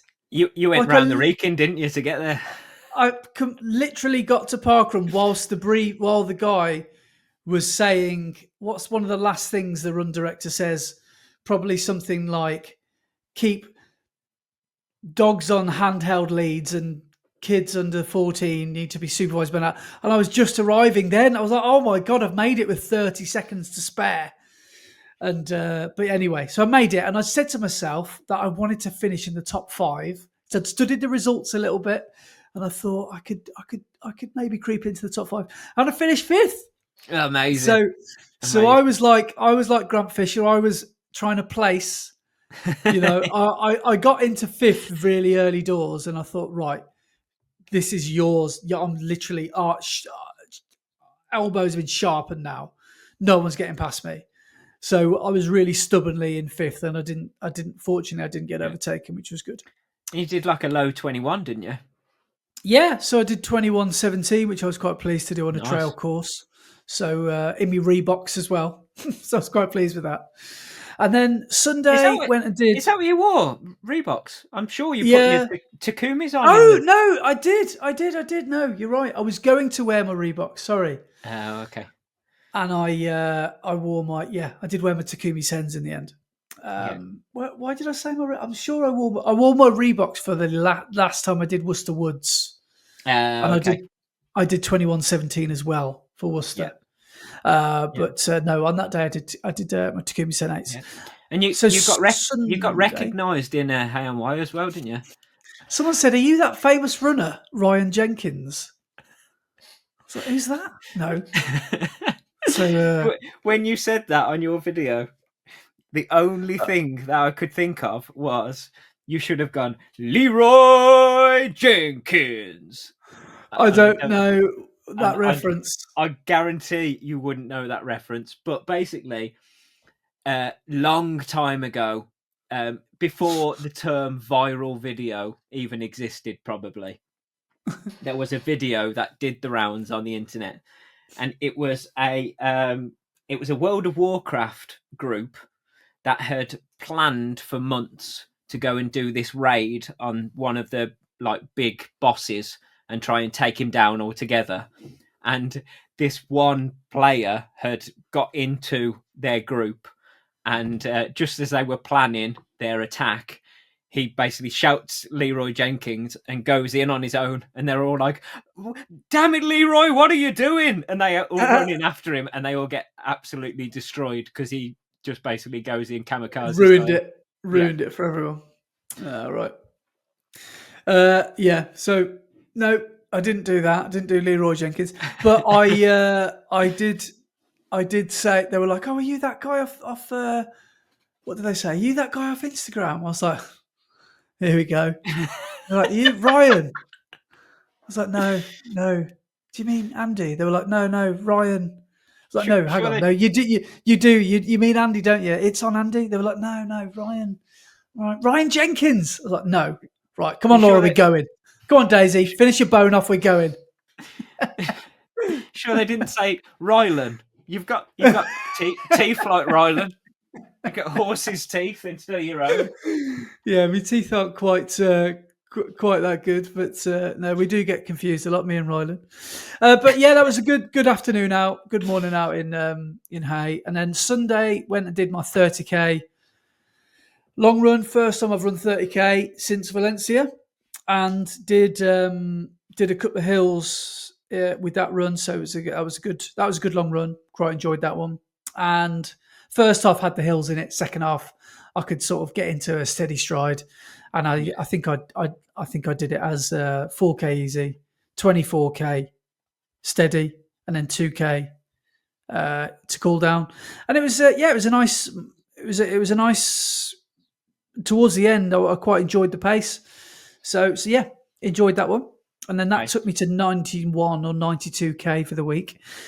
And then this week happened, which has been a not quite so good week. So Monday, I went and did my usual recovery run, which is really chilled, 12K. And then double day Tuesday, and this is where things started to go wrong. So Tuesday, I did an easy run, and I finished the easy run, and I felt like a little bit of discomfort on my sort of Achilles calf on my right hand side. And I thought, well, it's probably nothing. I'll just do what a man would do and just pretend it's not happening. And then I went to club session because I thought if there's one thing that's really going to calm to sort of get rid of this ache and this pain I've got, that's going to run really fast. Yeah, it's to on run the grass through it, club. of course. Yeah. Yeah, You got yeah. pain, run through it. So we did club session, and I just about made it through, and I'd say the pain levels by the end of it were about 6 or 7 out of 10. It was really quite. I wouldn't say it was stopping me from running, but I was like, by the end of it, I was like, thank God this session is over because I'm ready to like relax. And then I was going to run Wednesday and see how it felt and run through it again and just pretend it didn't happen. But I took Wednesday off. Good. Thursday, instead of doing my hilly run, 'cause I normally do a double on Thursday, I went and just did a flat as a pancake run around the river in Worcester and did only 5 miles, 8K around the river, and did it really, really nice and slow. And that felt okay, but I could still feel it niggling away in sort of my upper Achilles region into the calf. And then I thought, no, I'm not going to run today. So Friday, I've given myself another rest day. And going into the weekend, I really want to do a long run Sunday. So that's what I'm prioritizing. So if I do park run tomorrow, I'm going to do it super easy, but I'm still not convinced I'm even going to run tomorrow. So my volume's gone completely out the window because I've only done 35K so far. And this is supposed to be my second of peak week. Yeah. So I'm starting to become resigned to the fact that my sexy graph with an upward gradient is no more. Mm-hmm. And I'm just going to have to improvise, really, is what I'm going to have to do over the next couple of weeks. But make sure that I don't run through pain, because I think that is one of the big things that you would probably say not to do. Because like sometimes as men, especially men, we can just pretend things aren't really happening when they are. And you think you can run off an injury, and turns out you probably can't. So I'm trying to predict what will happen and just rest. I'd tell you not to, but then I'd go and do it myself, because we're very good at telling or giving advice, but not very good at taking it, are we? Yeah. So I'm trying to be sensible, and like you've said to me, you think it's this soleus or soleus issue, and but when I rest, it feels so much better. Like I've had 36 hours of rest now, and it feels almost back good as new. But I know what will happen if I go and do park run tomorrow. If I go and do 25 minutes or quicker tomorrow, I'll start feeling it again. Yeah, you just need if I have another 24 hours off, then I can have a nice, easy and steady, maybe not even steady Sunday long run. But we'll cross that bridge when we get to it. But nothing to worry about, but something to keep my eye on. Yeah, definitely. Yeah. I wouldn't be surprised if it's from, number one, your Sunday long run and all those hills, because that will be working your calves and your Achilles going up them hills. And then because you've started with Worcester, you're now doing more speedier stuff. So that will be working your calves more because you're up on your toes going I think it's obvious. I think it's obvious what it is, because my Newport and my Valencia training blocks, I got through that. I can't believe how much I sound like an idiot saying this, but I felt invincible. Like I didn't feel injured once during those 2 training blocks, and I'm only a little bit quicker than I was then now. The only thing I've changed this this block is adding double sessions in for Worcester AC. Yeah. So it has to be that. And I'm slightly annoyed at myself because at the start I said to myself, the only thing that matters is volume and hills. And then here I am the last 6 weeks putting double sessions in with club. Yeah. So, Yeah. but it is what it is. But I'm glad I have, because I'm glad I've joined the club. Yeah, hindsight is a wonderful thing, though, isn't it? So, of course, yeah. But so I've got 4 or 5 weeks to rescue my block and make sure I get to the start line of Leeds feeling okay, and making sure that I can get that race done. But yeah, so not the ideal second peak week. Looks like I'm going to peak at about 70k this week, so nowhere near the 100 that I wanted. But it's not doom and gloom. No. And even if you have to extend your peak bit a little bit longer and then taper a bit harder, then that's not too much of a problem either. So if your taper becomes 2 weeks rather than 3 weeks, but you just taper a bit harder, so you knock off more mileage each week, then that should be fine. I think I will do something similar to that. Yeah. Cool. Yeah. So how about you? Good. Do you know what? I've had a pretty good week. It's interesting. So we left off last week with me in peak week. So I have now completed peak week and I have started taper. So this week on Monday I started taper, although this week doesn't really feel too much like a taper, because I'm going to still be hitting about 70 mile this week. So I'm on 44 miles so far this week. So I've got planned 10 mile tomorrow, including park run, and then 16 mile on Sunday. So hopefully I'll hit 70 mile. Nice. But last week, so I had my rest day on Friday when we recorded pod, and then on the Saturday I got up and ran down to parkrun. So I did 2.5 mile down to parkrun, then ran parkrun at more or less marathon pace. I went a little bit quick, and the heart rate was a little bit high, but it still was okay. It pretty much okay. Ran 19:32 for parkrun, which was good, and then did 8.66 mile back home via my dad's to help him put a ladder up out the front of the house, because my dad's mental and he's in his 80s and still going up to the top of the house to paint the house and do all stuff. So with a hernia. Yeah, exactly. So so I helped him put a ladder up and then held the ladder for him and then moved it over to the other side of the house. But so did that. So I ended up with 14.3 mile on the Saturday. Is your dad in his 80s? Yeah. God, he looks got the fountain of youth, hasn't he? I know. Both my mum and my dad are in their 80s, yeah. No. Yeah. My mum's older than my dad. I would have said early 70s at most. Like 70, 71. Yeah. That's incredible. My mum was coming up to 40 when she had me, so my mum is 84. Wow, honestly, they look great. They look so young, considering you just said that. They're very sprightly for their age. They've done extremely well. Hopefully, they've left it in my genes, and I'll have that when I get older as well. Hopefully, I'll look as young as them when I get that age.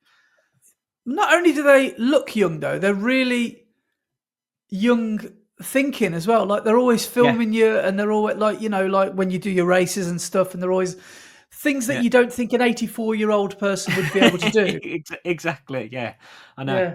Yeah. They're amazing. Yeah, they are. Really are. But so that was Saturday, and then Sunday was the big one, because it was peak week. It was a big training run. So I put in my plan to do a similar thing to what we did last year at the Fishing 20, but there wasn't a race to go to this weekend. So instead, I planned with Rich to go to the Birmingham Canal and run up into Birmingham and then run back. So we were going to run 10 mile out up the canal and then 10 mile back in 5 mile blocks progressive. So we did a mile easy just as a warm up. And then we started the block. And my plan was to try and, same as last year, do 5 mile blocks and each 5 miles up the pace by 15 seconds a mile. So the first 5 miles we plan to run at 7:15 a mile. Yeah. Second 5 miles at 7-minute miles. The third 5 miles at 6:45 a mile. And then the last 5 miles at 6:30, or if I felt good enough, target marathon pace, which is 6:26 a mile. Yeah. So, seeing as I couldn't even run 3 weeks before, I don't think it could have gone any better. I am amazed how well it went. I tried out all my race kit ready for London. So, as they say, nothing new on race day. So I had my new singlet, my gel shorts, new socks, and the Adidas Pro 4s. Yeah, Mate. are you in love? Oh yeah. Do you know Must what? be love. The Pro 3s, I don't think I would even think about racing a 5K or a 10K in them. I don't think they're made for that. I think I would in the Pro 4s. I think they're that good that I possibly would try and run a fast 5K or 10K and race in the Pro 4s, because they've changed where the rocker is, because the rocker's now at 60%. So it definitely gets you up on your toes and wants you to get moving. Me and Rich, we set off on the first mile and we were supposed to be doing 7:15s. And we looked down at the watch half a mile in and we were running at 6:50 pace. And we didn't even realise. And we went, oh, we better slow down here. So they just feel great. They just want to get you going. Did he have Pro 4s on as well? Yeah. But yeah, I love them. I'm really impressed with them. Oh, that's good. So, yeah. So, my 5 mile blocks, first 5 mile block, I was supposed to do at 7:15s. And I ended up running a 7:23, a 7:04, a 6:59, a 7:10, and a 7:10. So all a little bit too fast apart from the first one. And then this next 5 mile blocks, I wanted to run 7-minute miles. And I ran a 7:01, a 7:01, a 6:58, a 7:01, and a 7:07. So pretty much on the money. Really happy with that. Next 5 mile block, I wanted to run 6:45s, and I ran a 6:41, a 6:44, a 6:40, a 6:38, and a 6:37. Lovely. So all pretty good again. And then the last block, I said 6:30s, or if I was feeling good enough, try and get to that 6:26, which was original target marathon pace. And I ran a 6:29, and then a 6:21, a 6:20, a 6:26, and a 6:14 for the 20th mile. So I was extremely happy with that. So over the 20 mile, I averaged 6:48 a mile. So I did the 20 mile in 2:16. Wow. And yeah, so 6:48 a mile is 3 seconds a mile under sub 3 pace. So I am extremely happy with that as a longest run of the block. I don't think it could have gone any better. Any cramping worries or any discomfort or any? The only thing I had, obviously, my left leg still isn't right, so I had a little bit of pain there, but it's manageable now. It's not like it's real bad. It's just a little twinge every now and then. But do you know I said about my right quad had gone a couple of times? Yeah. I felt it starting to tingle and twinge at 12 mile, and I was like, come on, not now. But just managed to carry on, and it started to ease up again towards the last few miles. So yeah, it was all right. So pretty good. And then we did a mile warm down, So I ended up with 22 mile on that day, and peak week ended up with 91.4 mile. That's amazing. So to go from 3 weeks ago 10k, because I couldn't run any further than 10k in a week, I then ran 91.4 mile for peak week. When you're like running a similar frequency to a radio station, like that, you're running high mileage. 91.4, whatever it was. Yeah, so that's like 140 something k for the week. So yeah, really happy with that. But yeah, so then on the Monday, I went out on my easy like recovery runs up to my shop and back, but my legs were quite tight and my calves were quite sore. They were already sore before Sunday long run, but they were quite sore on the Monday. So I really pulled back the pace on my recovery runs and did 8.5 mile up to my shop, and then did 4.5 back. So that was like 13 mile for Monday. And then Tuesday, I got out and did 4.25 miles during lunchtime in between teaching, which was good. And then in the evening, I went out and did 8 miles, very easy again. Just everything was easy for the first couple of days of this week, just to recover from Sunday's long run.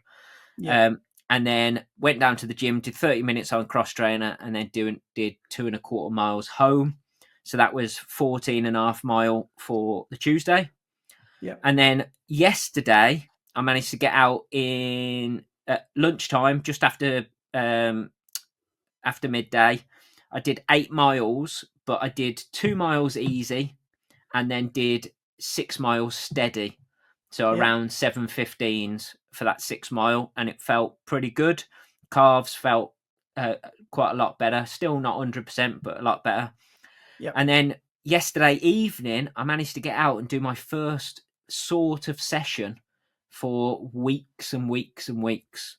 So I went out and I just made something up, really. So I did 2 miles warm up, and then I did 1 minute, 2 minute, 3 minute, 4 minute, 5 minute, 6 minute off 60 seconds float.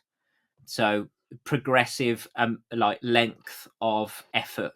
And I tried to keep the effort controlled somewhere between target marathon pace and half marathon pace. So somewhere between the two. And pretty happy with it, really, because on the 1 minute, I ran 6:17 a mile pace, 2 minutes 6:16 pace, the 3 minutes 6:07 pace, the 4 minutes 6:11 pace, 5 minutes 6:07 pace, and then the 6 minutes 6:10 a mile pace. And then all the floats were around 6:40 to 6:50 a mile.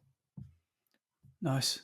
So yeah, really happy with that. The fact I was able to do a sort of session again, so that was good. And then did me 30 minutes on the cross trainer and my S&C, and then did a mile home. So I ended up with 16.5 mile for Thursday. So yeah, Lovely. on 44 mile for the week, and yeah, it's going well. That sounds really good. So what have you got planned for this weekend, did you say? You got 10 mile run tomorrow, including park run, and then 16 mile on Sunday. So so you'll be about 60 something. So it'd be 70 mile if I hit that 70 mile head on. Yeah. Awesome. You must be absolutely delighted, because 3-4 weeks Yes. ago you were probably thinking Yeah, definitely. But there we go. So yeah, it's been a good week. So yeah, I'm very, very happy with how training's going at the moment. So yeah, and my graph does look mental, because it looks like that. Wow, that looks amazing. Looks literally like the Welsh mountains or something like that. It looks like So but Yeah, it's all good. It's all good. So yeah, very happy. But yeah, that is training week's done. Shall we just quickly go through comments and then shall we leave emails till next week? Yeah. Can I just Yeah. quickly buzz in with this? Of course you can. Shoes news. We've got one yes. from Amazing. Yes. It's just becoming like a direct line now to Kieran Turner. He's done the same as me. He has bought some bloody alphas. So he's bought some alpha flies that have 15 miles in them with bloodstains. Oh. But he said the alphas, word for word, he says, the alphas turned up in the original box with the receipt in it for 269 quid. They're definitely not fake. They probably have only done the 15 miles stated. Wow. And he said he's just found the bloodstain though, and he's got Andrea on the case with magic potions. So he's got his wife to clean the bloodstains off because he don't want to do it. Yeah, amazing.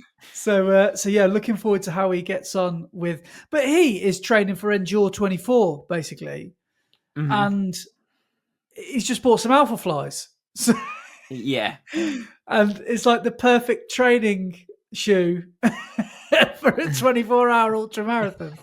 Some new alphas. It's an Endure 24 off road as well. Exactly. So just what you need alpha flies for.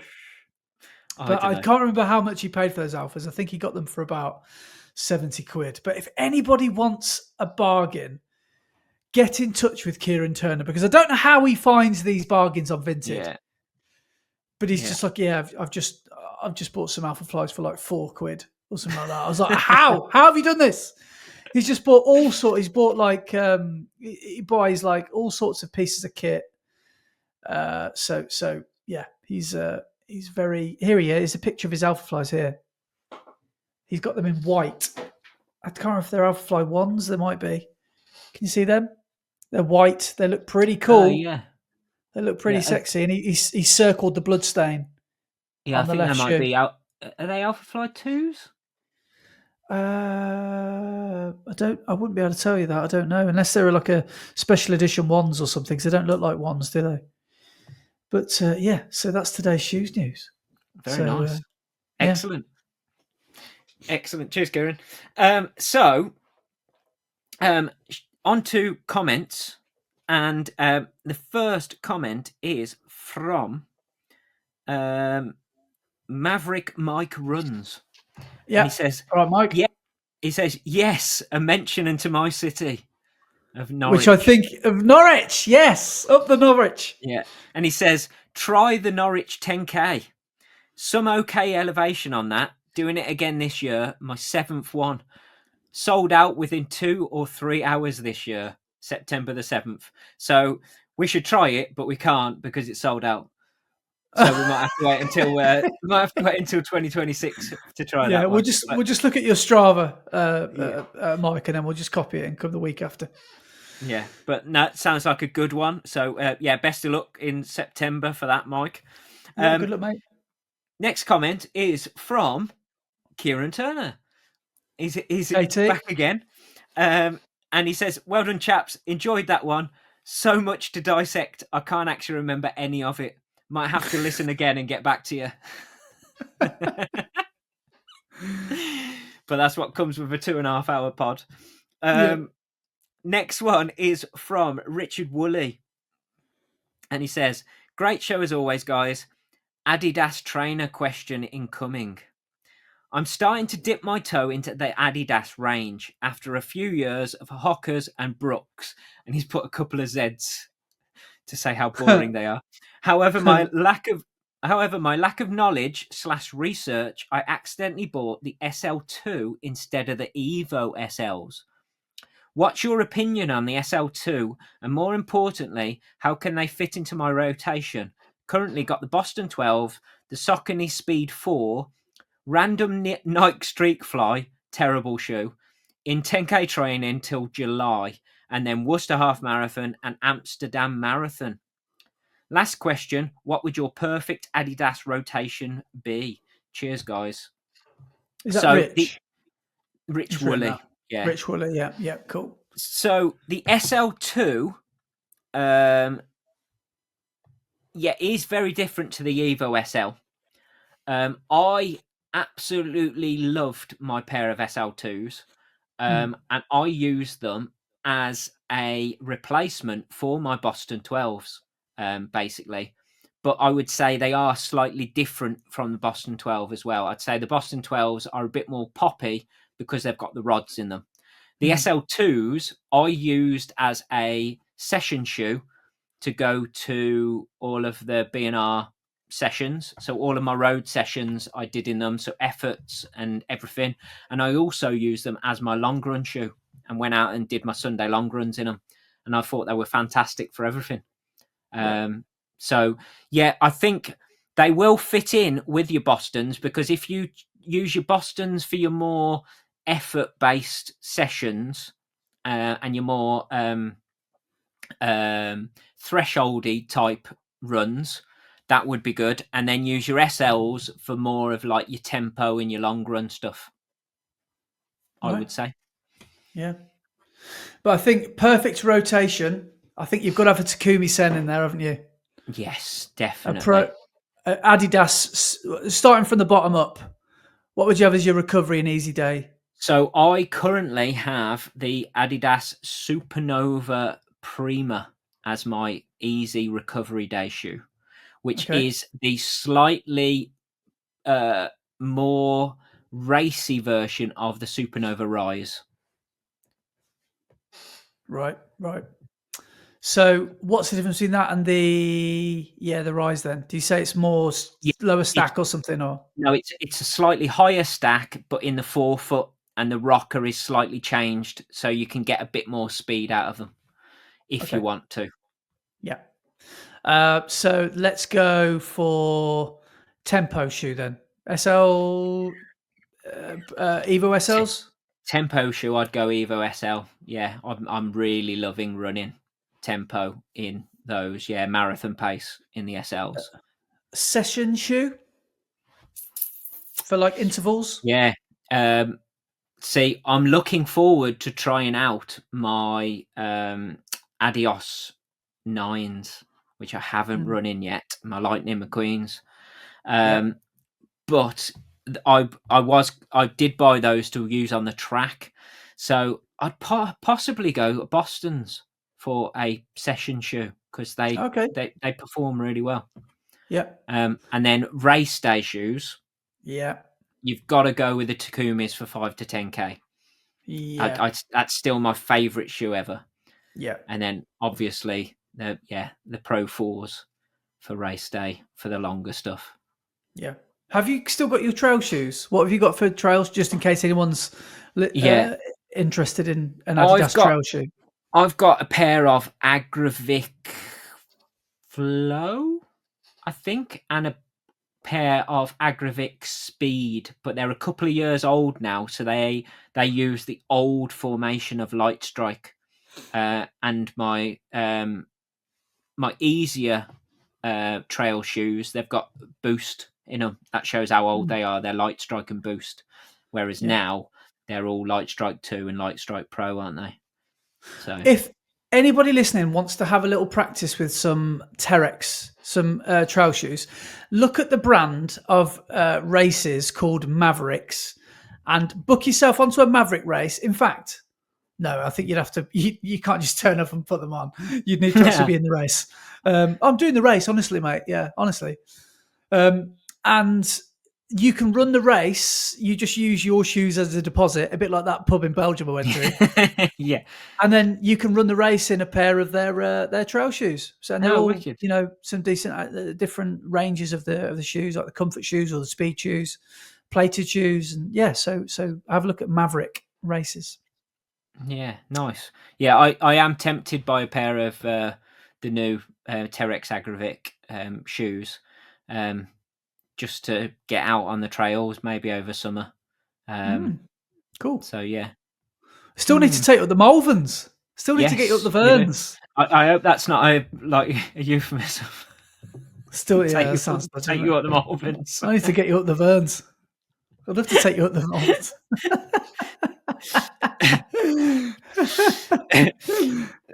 Take me out into the wilderness where no one's looking. I'm going to take you up the Malverns. I'm going to have my wicked way with you at British camp.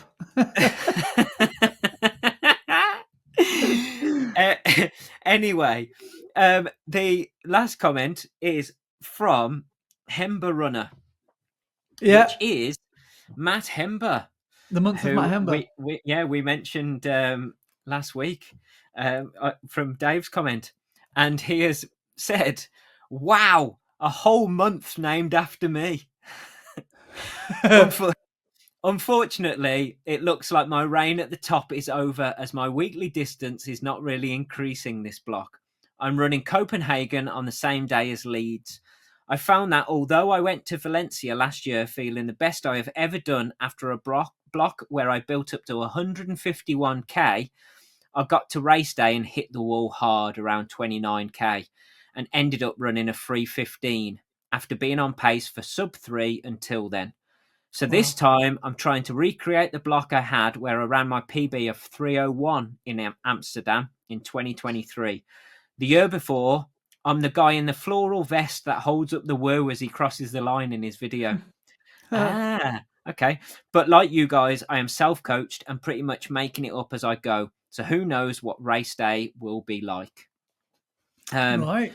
As always, love the pod, and I appreciate that the pod is nice and long. I can spread it out over a few runs throughout the week. Also wanted to say thanks, as you guys have inspired me to finally pick up the camera myself and start documenting my running journey as I try to finally crack sub 3 after many attempts. If You know something about me, innit? If Danny DeVito can do it, then why can't I? Brilliant. You've ruined my life.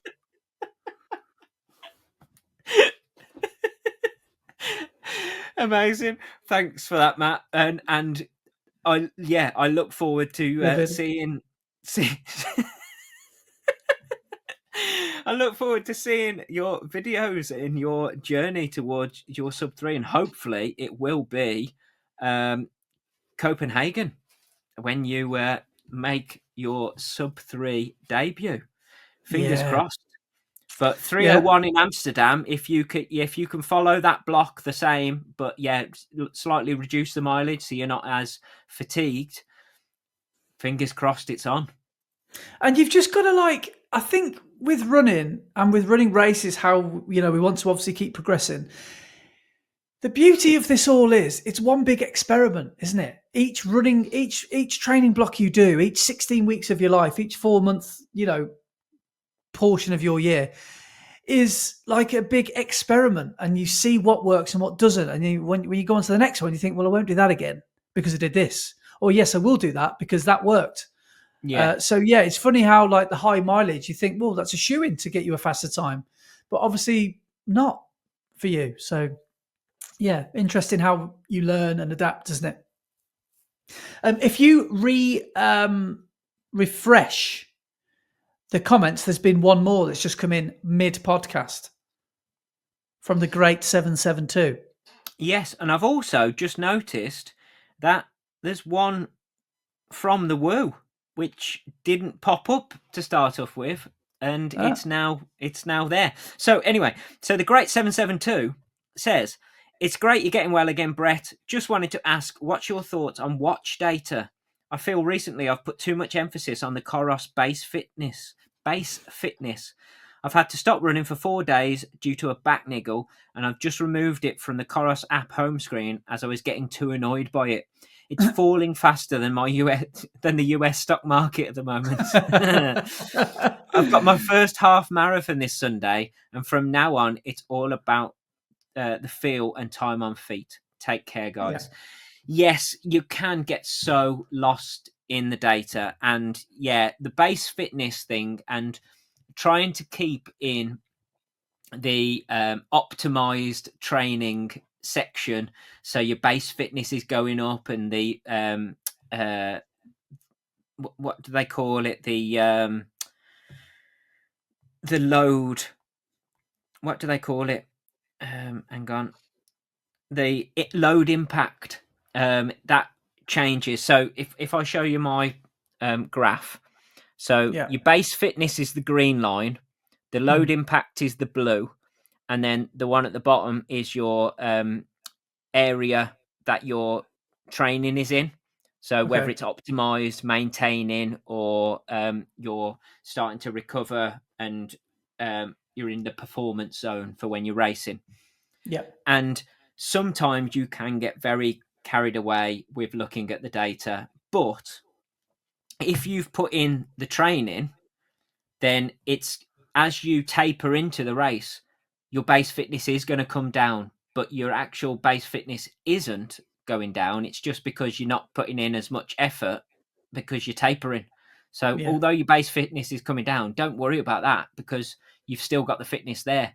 The whole point is you taper and take it easier so you start to recover ready for the race. So yeah, if you've got your first half marathon coming up and your base fitness is coming down, don't worry about it. It's going to because you're Yeah. tapering into that race and you'll be fine on race day. So do Yeah. not worry. Yeah. Do you get carried away by data sometimes? No, I'm the opposite. I try to stay away from it, to be honest. Which is one thing that scares me about moving to Koros if I did, because I know that data is so in depth. You know, it knows you better than you do, Yeah. and like especially if you've got the arm, the arm gadget or the stride pod or whatever. Yeah. So yeah, sometimes I can get a bit obsessed by data, but no, I try to deliberately not and just Yeah. become more in tune with feel and how I'm actually feeling. Yeah. Yeah. Yeah. I'm just going to go quickly onto the woos comment as well. I don't know why it didn't show up before, but it's popped up now. And Will has said, "Hi lads, I'll put my hand up. I'm the fool in the room, but let me try and explain. All right. If by some miracle I was offered a place in Boston with an all expensive paid, I'd instantly turn it down. I've had visions in the past of qualifying, and if I ever do run Boston, it would only sit right with me if I knew I'd earned my spot. If I looked back and said I'd ran Boston because I was offered a free place, I'd feel like I'd cheated myself. For me, it's qualify or never run." Which is similar to what I said. I'd much rather qualify for Boston and do it the proper way. But if somebody did offer me a free place, I think I'd take it. Yeah. Hotel accommodation, hotel and Yeah. flights as Yeah. Yeah. well. Yeah.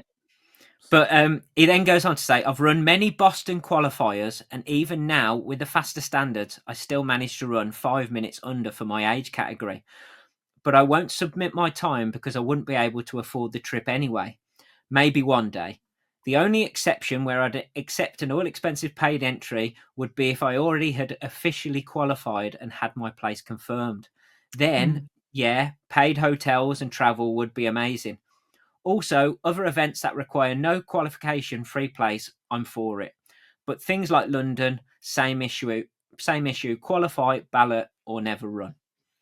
For me, it's more about the journey and the story than just the event or the location. I ran Valencia, as you know, and in hindsight, I probably won't run it again. Compared to Barcelona, it fell short in a lot of areas. Price, crowd support, expo logistics, early course congestion, harsh weather, and even for spectators, people said it was harder to move around due to the road closures and fences. Don't get me wrong, Valencia was still great, but honestly, I got swept up in the social media hype. Content creators were vlogging and posting about how amazing it was, and I convinced my brothers to sign up too, thinking it'd be the best event ever. This is just personal to me, so no shade at all towards influencers or YouTubers getting amazing opportunities and hyping events. Power to you and keep doing what you love. Thanks, Amelia, for the shout out. Appreciate it. And P.S. I don't expect you to read this comment out. It's ridiculously long and I've bored myself. But maybe you can point people to the comment to read it themselves instead.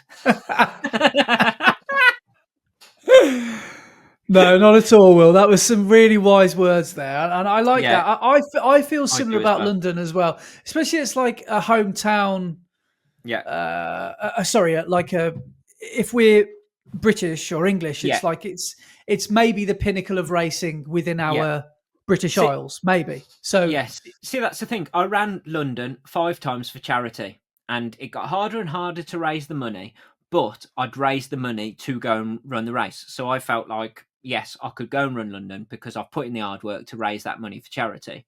yeah, And then after that, I said to myself, if I ever run London again, the only way I will ever run London is if I got a ballot place or if I qualified for a good for age. yeah.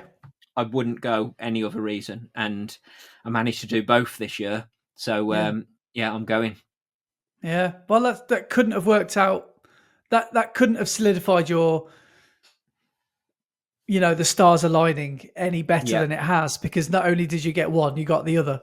Exactly. So that's brilliant. Yeah. But no, I think there's some good wise words there, and about Definitely. Valencia. Yeah, I know what you mean. Valencia is expensive. It's a great race, but it comes at a cost. And I think it's a brilliant one of those place as well. Yeah, I think it's one of those that you've got to do once. I think it's a bucket list race, but yeah, from what people have said, it might be a one and done, or I don't know. I'm not sure, but I really enjoyed it. I think I will really enjoy it in December. I'm really looking forward to it, but it's going to be such an expensive one that I'm not sure it would be something that I would be able to rush and do again straight away. So yeah. But I am looking forward to it. I just want to experience that blue carpet, I think. What you mean? It's not beige like they put it on the day before. Brett, this carpet's all like they've got like polythene over it. It's all grey. What's going on? Yeah, they've got the cover on it, you idiot. It's not very blue. But yeah. Anyway, thank you for that, Will. Yeah, I was going to say we've got time. I'm going to read one email out if that's all right. Because we've got a few before we go. So we forgot, because I read the emails out in a strange order last week, and I forgot to read somebody's email out called Tom Painter, and he's done what any self-respecting guy would do. He's thought they haven't read my email. They haven't read my email out, so he's copied and pasted it and sent it in again. You just spat your drink out.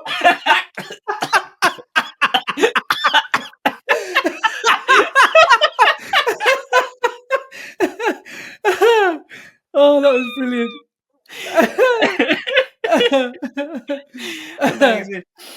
I'm sorry about that, Tom. I don't know why. I must have just missed it last week. So yeah, thank you for the nudge and the wink.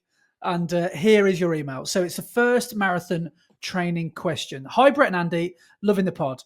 Popping this on during my long runs has kept me thoroughly entertained, which has helped the miles tick by. I'm training for my first marathon, which will be Manchester this year. Just a quick question regarding fueling. What's your go-to pre-marathon breakfast? Ooh. Just trying to work out how much to eat and what to eat before I start the marathon and longer training runs to ensure that I keep the energy levels up, as I have struggled a bit with being very fatigued straight after the longer training runs. Keep up the great work. Thanks, Tom from Southampton. Nice. Well, obviously it depends on, what you like, because some people are getting used to running fasted, for example. Some people like to not have a full belly, but some people like to carb load a lot before the big day. But I wouldn't put all the emphasis on, and I've done this before, scoffing your face on the morning before a big run or a big race. It's a lot of the time. It's like your water intake. It's what you do the 5, 6, 7 days before that. Yep. That's will exactly make what I was going to say. Yeah. Go on. Most of the difference. So, I mean, it's obvious you're looking for carbs, really. So normally it's sweet things, really, because I'm pretty sure sugar is a carb, isn't it? Is that right? Yes, it is. So a carbohydrate. a lot of sweet things will be totally fine to eat on marathon week, and some people, I mean, for ultras anyway, some people take Haribos, so you could even take Haribo on your marathon instead of gels. but obviously they will weigh you down. So, but for me, on marathon morning, I'm a big fan of a peanut butter bagel. Don't know why, I just really enjoy a peanut butter bagel, and that is literally all I will have. Some people will have, well, some people have all sorts, but Yeah, yeah. and saurine as well. I've started eating a little bit of saurine on the walk to the race. But they say that you probably don't want to be eating anything within about what would be a safe thing to say 2 hours before.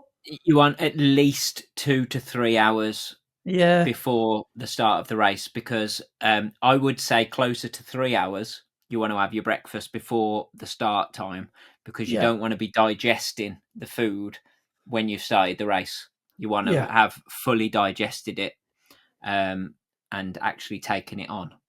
yeah, yeah. So yeah, carb-rich stuff obviously is really good. Breads, for me, it's just bagels. Bagels are just the marathon breakfast of champions, I find. So I Yeah, just absolutely love bagels, and yeah, peanut butter yeah, is a really good source of fat, isn't it? So yeah. What I was going to say is the carb load in the 3 days before the marathon is the important part.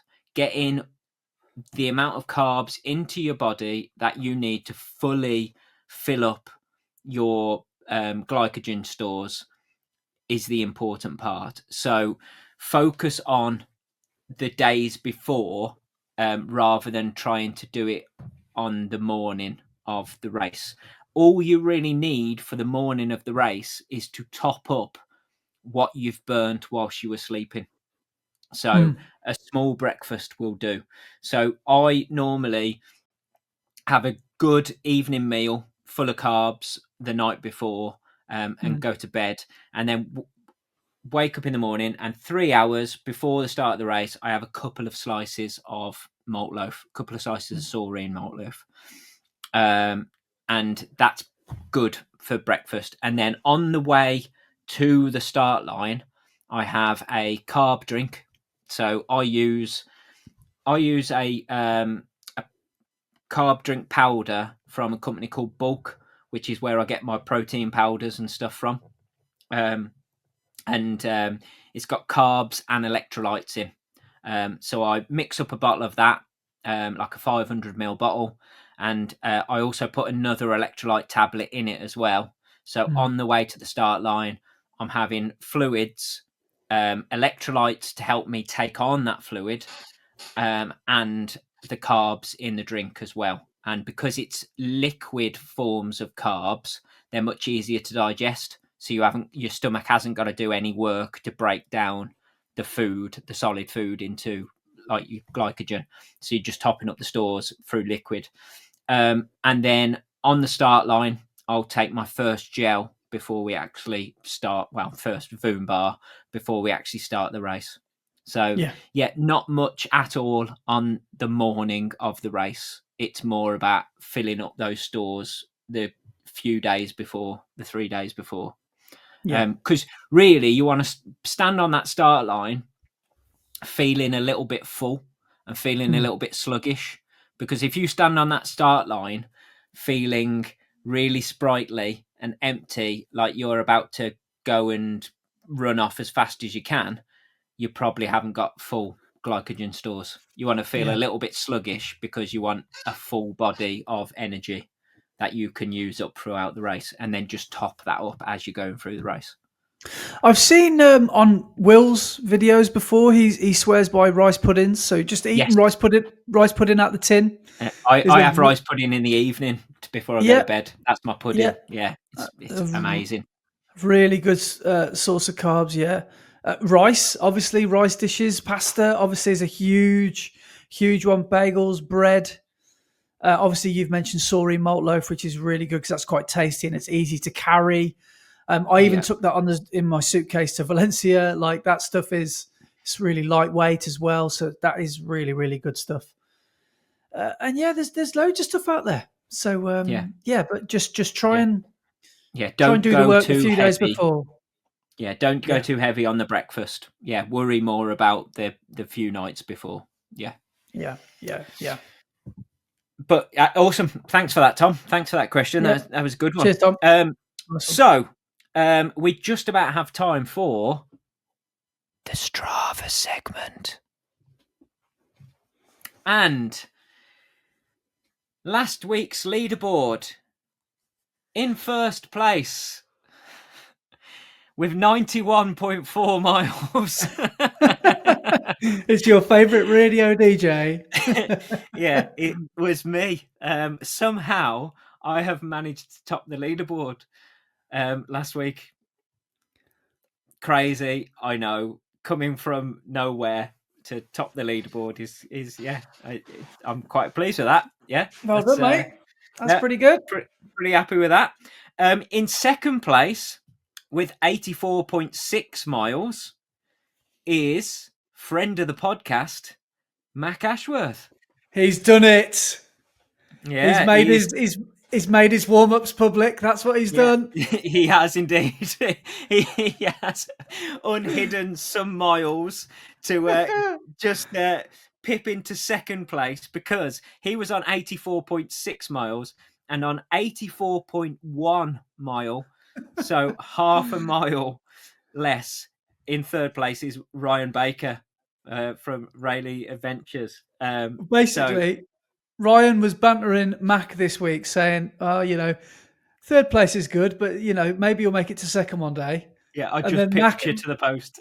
Yeah, and then Mack said, right, okay, I'm not having that. So he's made all his 2-minute warm-ups public now. So he's added an extra mile. So he's beaten Ryan. Yeah. Brilliant. I love the competition at the top of the league. Love it. Amazing. So that was the top three for distance. And then for climbing, our first place is John Braz with 7,818 foot. Which is amazing. Blimey. Yeah. And then in second place is, do you remember the 21st night of Matt Hember? So Matt Hember is second with 4,564 foot. And then in third is Nick Ireland with 4,498 foot. So awesome work from all of you. And then our top three ladies, we have in first place Rachel Watson with 57.1 miles. Victoria Lee is second with 53.9 miles. And in third place, Leanne Byard with 45.1 miles. So awesome work from everybody on the leaderboard this week. Lovely stuff. Some serious climbing there. So I've just found out that John Braz lives in Madeira.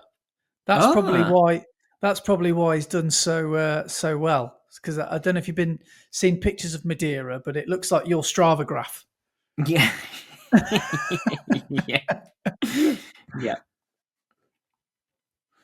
Yeah, amazing. So him just going to do the blooming weekly shop. He has to do about 8,000 foot of climbing. Yes, just to get to the local Morrisons in Madeira. Yeah, because all of that climbing has been done over 54.1 mile. Wow, which is that's pretty crazy, isn't it? Yeah, that's pretty good. Yeah, amazing. But there we go. Thank you so much for listening or watching or however you intake this nonsense that we call a podcast. We really appreciate everybody. What? I'm just, by the way, looking at I never do this because I never look at the Strava segment thing on my desktop, and I've got my computer open now and looking at some of these numbers. Like, shout out to a few folks here. Stephen Grice, 100.3k. If you're running below 100k, below 60 miles, you're not even in the top 15. That's how much people are running. So there's some serious people doing some serious miles. And, I can't believe how many people we've got in this group. This is amazing.